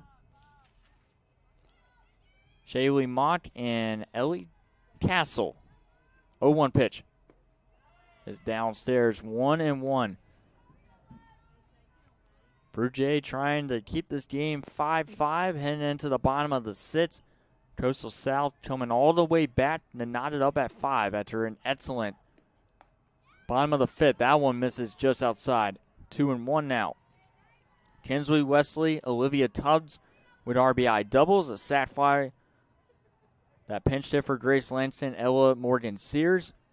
We got ourselves a 5-5 game. Here in the later stages of this game number 2. This will be a ground ball. Will it stay fair? No, it'll be a foul ball. 2-2 now.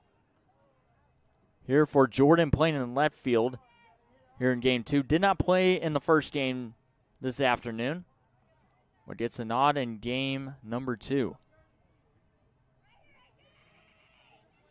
2 balls and 2 strikes. Coyotes' offense has looked pretty good all day long. It's all about how they close this game. Popped up. Foul territory. Sherman's got it for out number 1.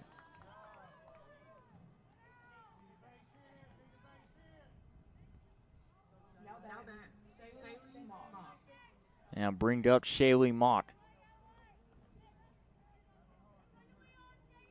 Mock this season with a .231 batting average with just 3 RBIs, 3 base hits, and 1 double. First pitch. See, they're going to check. And she did not go. Mock in this game with a strikeout and a sacrifice bunt. Try and get on base here to set up Castle, who's currently on deck. This one's popped up, but this will go over top of the press box. 1-1 now to Mock. Freshman listed as a utility player for Wallace Dothan.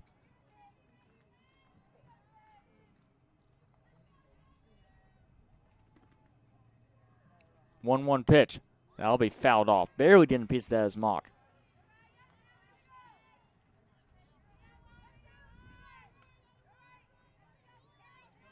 Wallace Dothan now 5-4 on the road this season. They've only played 2 games at home and lost both of them, as they have lost 5 straight games. Trying to snap that 5-game losing streak here in the second game of the doubleheader. Their upcoming schedule, their next 2 games are going to be a week from today at Marion Military Institute at 12 o'clock p.m. start time. And then they'll conclude that 4-game series against Marion Military Institute on March 9th, 12 o'clock p.m. start at home. And then they'll stay at home for a couple of 2-game series against Rock Valley College and Bishop State. That is in for strike 3, a strikeout for Fruge. 2-0-2 down here in the top of the 6th.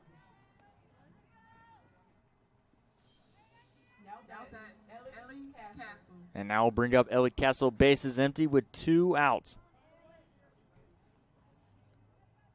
But some big conference games coming up for Wallace Dothan. Same with Coastal South. Both of these teams facing off against Bishop State. Castle sends this one to right center field, and that's caught by Grace Langston, who's been phenomenal in center field all day. A 1-2-3 inning for Madison Fruge. Coyotes, can they give themselves the lead for the first time in this one? We'll find out. For the bottom of the 6th, we go.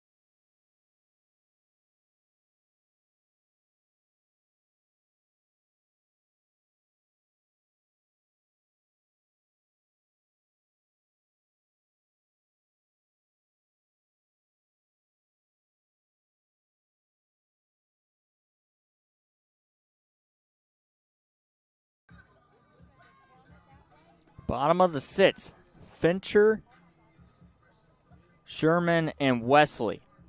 This is the part of the batting order, if you're Coast South, you definitely want here in a tie game in the bottom of the 6th. Fincher is 0 for 3 in this one, but can change it around as Olivia Elliott is back on the hill for Wallace Dothan. 5-5 game, bottom of the 6th. First pitch is upstairs. Fincher's been aggressive all day long on the very first pitch she sees when it's in the strike zone. A fly out to center field her first time, or last time up, I should say. So that one will drop in. 1-1 now to Fincher. Sydney Sherman on deck. Sherman walked on her last plate appearance. Fincher sells in. 1-1 pitch coming up. She will pop this one up in the infield. Mock with the catch for out number 1.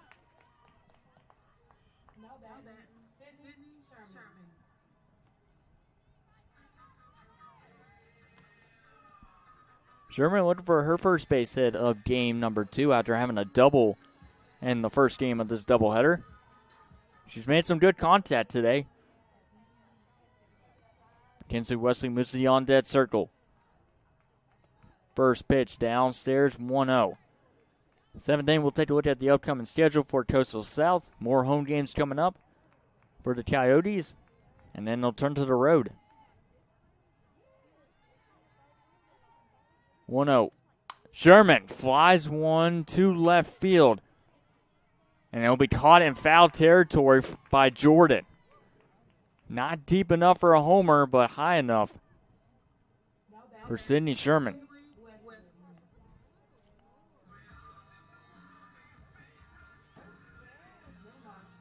And it looks like, don't know what that discussion was about, but Wesley's coming up next to bat with 2 outs. Base empty with 2 outs here for Coastal South.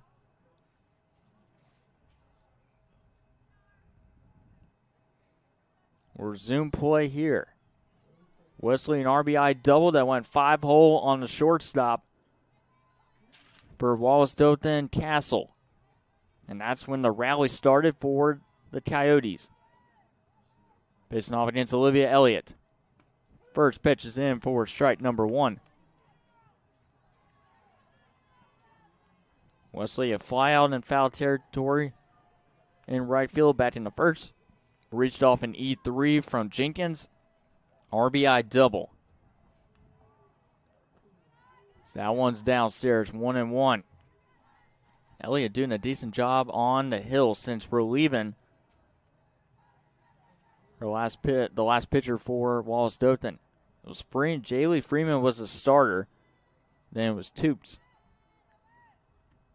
Wesley fouls one down the left field line. 1-2 now. To the designated player in this one was a catcher in game 1. Kaylin Parker is on deck, hoping to have an opportunity here in the 6th. In a tight competitive game, we knew this was going to be a tight showing. You know, these two teams are not in the same division anymore. Coastal South Division 1, Wallace Dothan Division 2. This will be a fly ball. This will hook foul. Count remain 1-2 here to Wesley.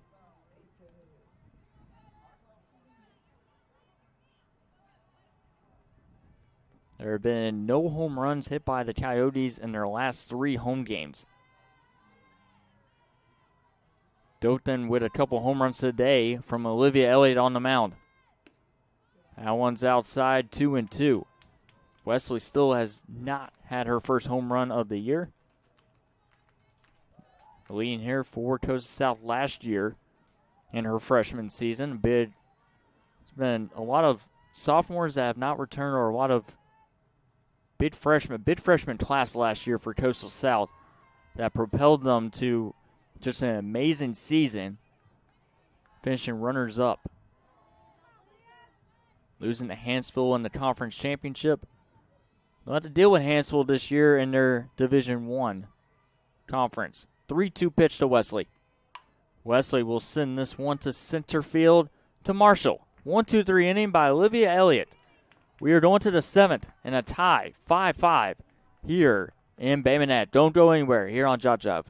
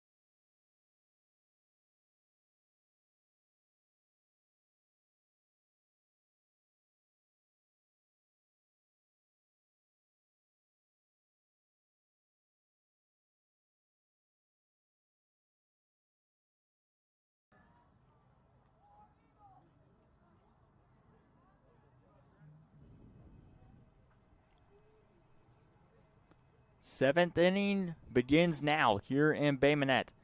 Coyotes and Govs knotted up at 5 apiece. Who's going to come away with a big victory here in game number 2? Hitters 2, 3, and 4 for the Govs. Marshall, Tomlin, and Elliott. Big task here for Masson Frugier. The first pitch is going to be outside for ball number 1. Marshall, a 3-for-3 game, 2 singles, a double, has drove in 1 run so far. 0-1 pitch. This will be sent into left center field. Long run, and a nice catch there by Carter, cutting off Langston, who is about to make the catch, but doesn't matter. 1 out here in the 7th.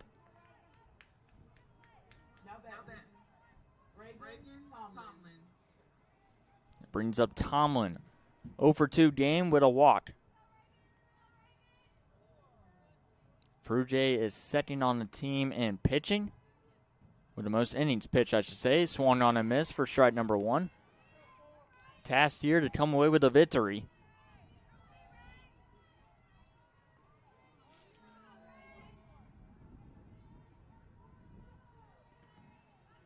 Over 27 innings of work. This will be grounded to Taylor Hunt. 2 up, 2 down here in the 7th. As it brings up the very dangerous Olivia Elliott.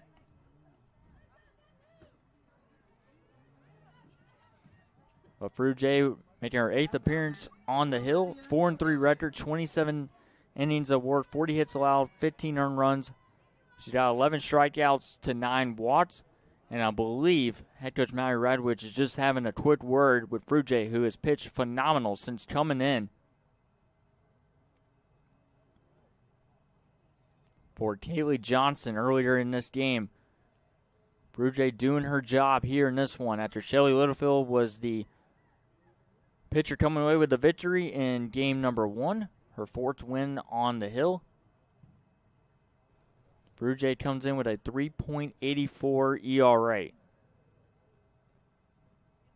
And right now, head coach Mallory Radwich just wants to get this final out, take care of business with Olivia Elliott, and have her offense have a chance to win it in the bottom of the 7th to complete the sweep. Elliott has 2 home runs today, 3 RBIs to notch her up to 11 RBIs on the season. First pitch is going to go downstairs, and I don't believe head coach Mallory Radwich, she would love to get it out, but if it does turn out to be a walk here to Elliott, she'll take it and set up Erin Curry.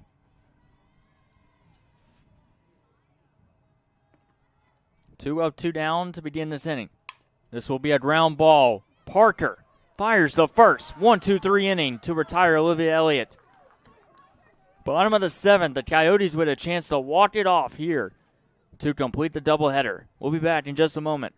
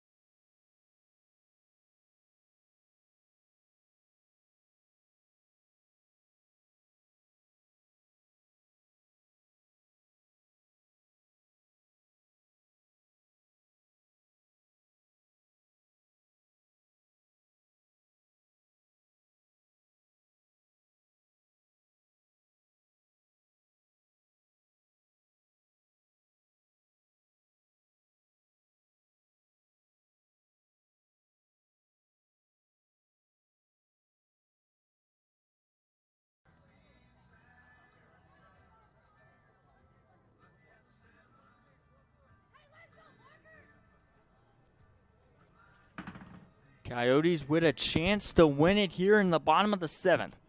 After scoring 3 unanswered runs in the bottom of the 5th that knotted up at 5. Kaylin Parker, Olivia Tubbs, and Taylor Hunt will lead things off. But one swing of the bat to win the game here for the Coyotes against Olivia Elliott back on the hill. And the first pitch. It's going to be downstairs for ball one. Parker in this game with a walk and a single. Big moment here for the freshman, as Olivia Elliott has pitched phenomenal since coming in to relieve Toops. And she is behind in the count 2-0. Not getting the call from the home plate umpire. Good frame job behind the plate by number 5, J.C. Hagler. Unable to get the call. Parker with a 2-0 hitters count here on a beautiful Thursday night here in Bay Minette. 2-0 pitch is inside for ball 3. Coyotes would love to have a base runner on the bases in this 5-5 tied game. And Boyd using more pitchers moving forward in this game. Try to end it here in the bottom of the 7th. That is in for strike number 1. 3-1. Good pitch there from Olivia Elliott. Third pitcher used in this game for Wallace Dothan. Coastal South has used only 2 pitchers so far. With Kaylee Johnson and then Masson Frugier. 3-1 pitch. Popped up, and this is going to go out of play. 3 balls and 2 strikes here to Kaylin Parker. Playing at shortstop, made the final out to complete the 1-2-3 inning from Masson Frugier to set up this opportunity for Coastal South. Parker with just 1 home run on the year. 3-2 pitch. Grounded foul into the dugout for Coastal South. Tubbs on deck. We had a big RBI double to cut the deficit to 5-4. And then it was an RBI sac fly from pinch hitter Ella Morgan Sears to knot it up at 5 apiece. 3 balls and 2 strikes to Parker. And she is caught looking for strike 3.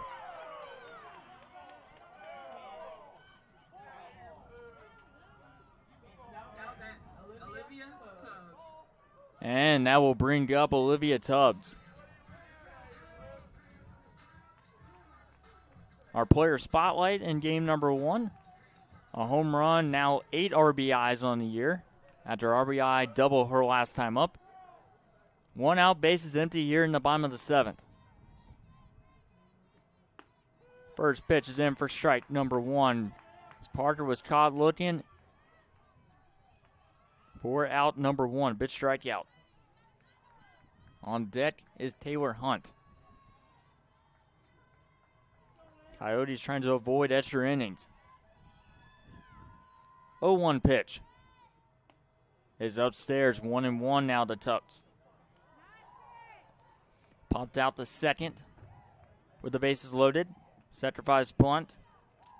Back in the 3rd inning. RBI double in that 5th inning.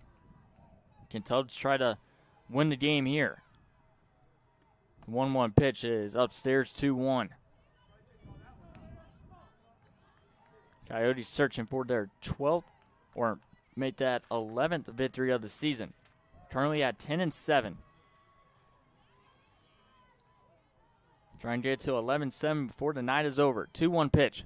Tubbs hits this one into right center field. It's going to drop in for a base hit. A 1-out single for Olivia Tubbs, the catcher. Coyotes have the game-winning run on base.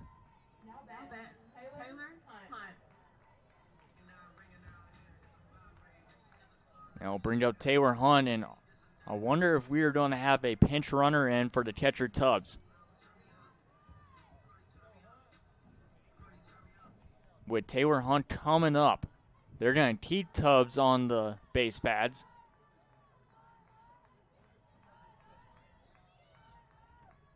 As Hunt sees the first pitch in for strike number 1. So game-winning run on at first base, Olivia Tubbs. Mary Radwich is going to stick with Tubbs on the base pads. Grace Lansing moves to the on-deck circle. Taylor Hunt trying to win it. Hunt flies one to deep right center field, and at the wall is caught. Tubbs will remain at first base. And smart base running right there. Taylor Hunt was so close to coming away with a walk-off win, but it'll be out number 2. And now we'll bring out Grace Langston with 2 outs here. The bottom of the bag, can they produce here? Hunt with a well-hit ball. Just could not drive in the game-winning runs. That first pitch is inside for ball number 1 to Langston. Jersey Carter is on deck. Game-winning run on at first for the Coyotes. Here in the bottom of the 7th. Already winning game 1 4-3. That is in for strike number 1. To Grace Langston. She was pinch hit her last at bat, or possible at bat. It was a sac fly from Ella Morgan Sears. This time she's going to swing the bat here. 1-1. Downstairs. 2-1. As the Dothan fans continue to show their frustration. 2 balls and 1 strike. If we go to the 8th inning, it'll be Aaron Curry, Jenkins, and Hadler to lead things off. 2-1 pitch is in for strike 2. 2-2. Elliott trying to send this to extras.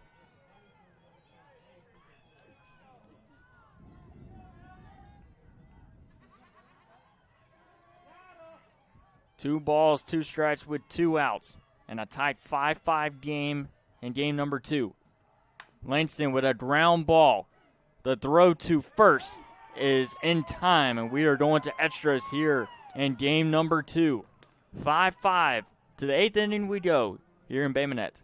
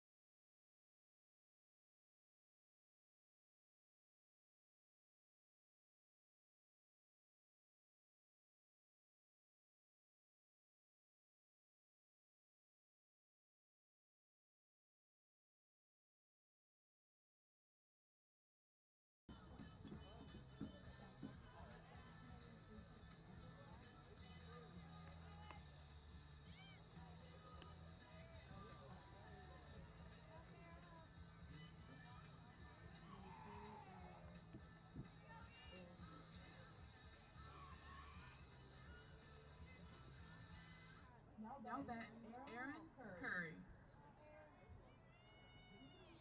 Extra innings for the Coyotes and Govs here in game number 2. Will we have a sweep or a split here today? Aaron Curry will lead things off for Wallace Dothan. Then he'll follow Savannah Jenkins and J.C. Hadler. Aaron Curry had 2 base hits in the first game. Relatively quiet in this one, and there is a ghost runner on at second. Throw to first is in time. Good sacrifice bunt to move the runner to third. That'll be out number 1, so we'll have ghost runners here in this one. To start, ghost runner starting at second base for Wallace Dothan. As Savannah Jenkins, see, we're going to have a pinch hitter or possibly a pinch runner. But it's Jenkins due up next. It's Madison Frugier back on the mound.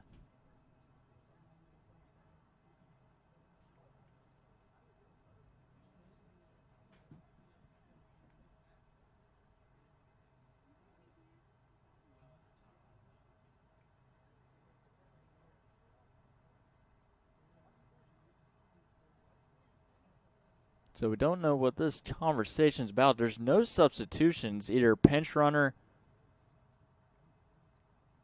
or pinch hitter. So the ghost runner should be the last batter that was out, which was Olivia Elliott, and that is not Elliott on the base pad at third base.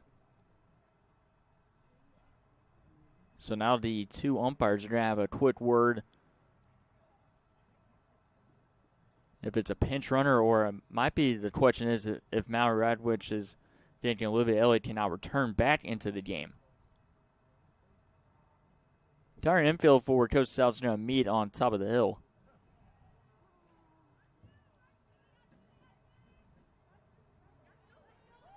And that's 2 outs now for Wallace Dothan.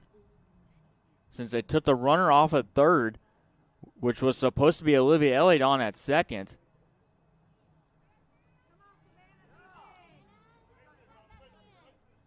So 2 outs now for Savannah Jenkins. So that is a costly mistake there by Wallace Dothan. Jenkins will bat here with the bases empty with 2 outs.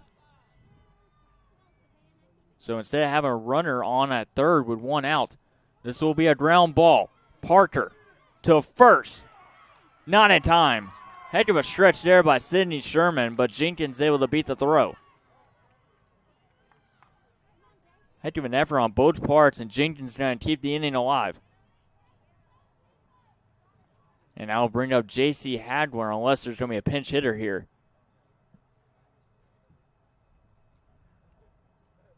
Hagler is walking back to the dugout, so I believe we are going to have that pinch hitter. With 2 outs, and it's going to be number 12. Or 42, I beg your pardon, Hannah Buchan, who had 1 pinch hit in the first game, which was an RBI sac fly. Runner off first with 2 outs for Hannah Buchan. Trying to keep the inning alive here for Wallace Dothan and possibly give them the lead. First pitch downstairs. 1-0 count here to Buchan, who was able to get her first RBI of the season back in Game 1. Here in Game 2, she's called upon once again. Bit swing to miss. This is only her 3rd at-bat of the year. A walk and an RBI sac fly for Hannah Buchan, as she is pinch hitting for J.C. Hagler, the starting catcher. 1-1 pitch. Misses outside. 2-1. Not getting the call from the home plate umpire. Both fan bases have been very agitated as the night progresses. 2-1 pitch. That one's outside. 3-1. Trying not to leave a pitch over the middle of the plate for Madison Frugier.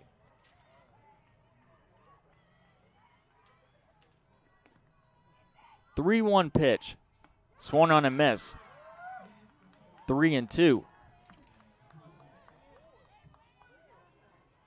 Aaliyah Jordan, number 11, is on deck just in case. This 3-2 pitch. A runner, Jenkins, is going to be going on this next pitch. 3-2 pitch. Grounded foul. 3-2 with 2 outs. Big moment here in the top of the 8th. The bottom of the 8th will start with the top of the batting order for Coastal South, Carter, Davis, and Fincher. Can Frugier send this one to the bottom of the 8th? Still tied. 3-2 pitch. Popped up in the air. This will go off against the net.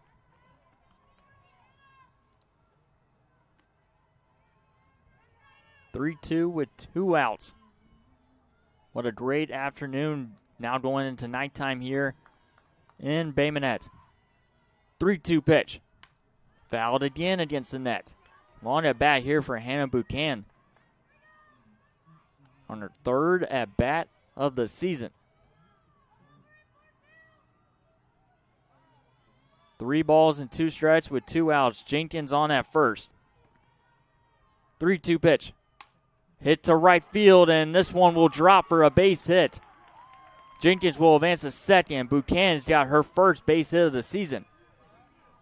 And the same afternoon, she got her first RBI.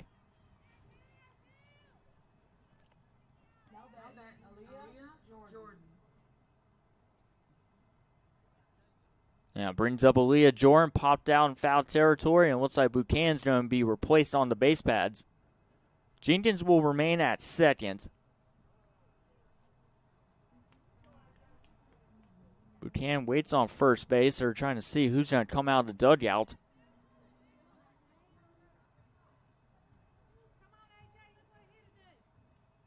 And now they will make the change. And it looks like Hadler is going to come in, who was pinch hit.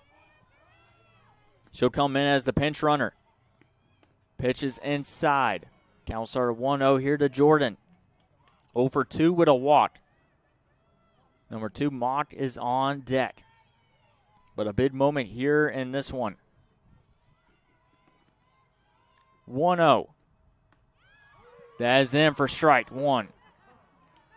1 ball and 1 strike for Aaliyah Jordan. It was a very late strike number 1 call. Can Dothan survive this, even though the mistake on the base pads was supposed to have Olivia Elliott as the ghost runner? 1-1 pitch. That misses upstairs. 2-1. Third base is open. Sydney Sherman trying to give Madison Frugier some encouragement. She's done phenomenal. Can she finish? 2-1 pitch. Swung on and miss for strike 2. Well, like I mentioned, the top of the batting order to lead off for the Coyotes. And they will have Grace Langston as their ghost runner at second to begin. 2 balls and 2 strikes here in the top of the 8th. It is downstairs. Full count. Runners going to be going here. So this is probably the biggest pitch of the afternoon for Madison Frugier. Jenkins and Hadler are going to be running on this pitch. The 3-2 pitch. It's going to be a ground ball. Fincher to first. Coyotes will have a chance in the bottom of the 8th. 5-5. After a big play from Fincher to Sherman. We're going to the bottom of the 8th here on JockJive. Don't go anywhere.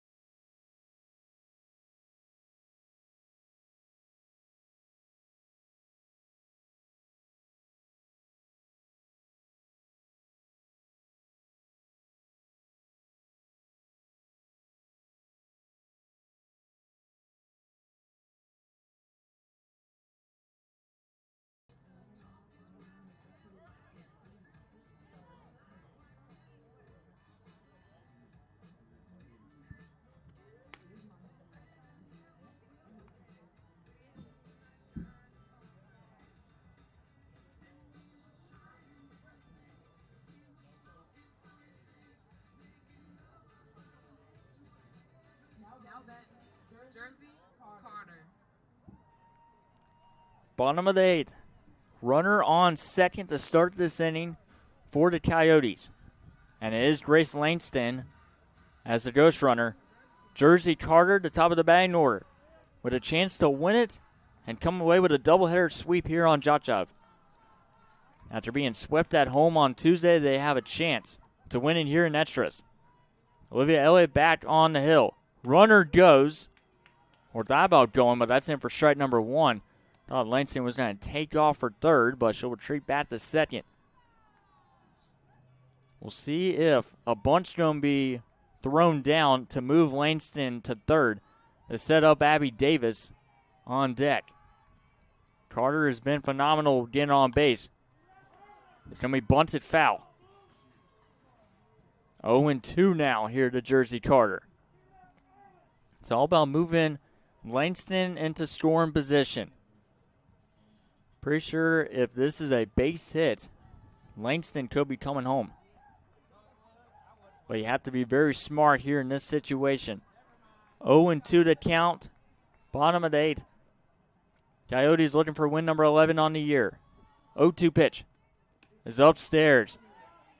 And luckily, Hadward was aware of it because you do not want to advance a base runner into third off a wild pitch at this stage of the game.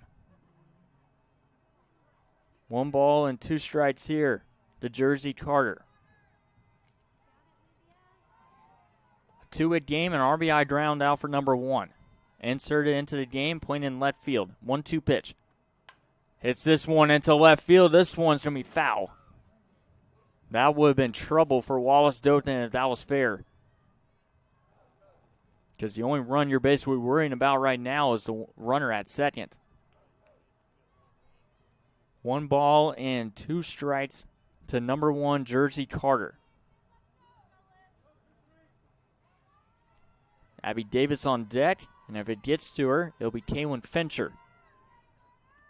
1-2 pitch is downstairs. 2-2.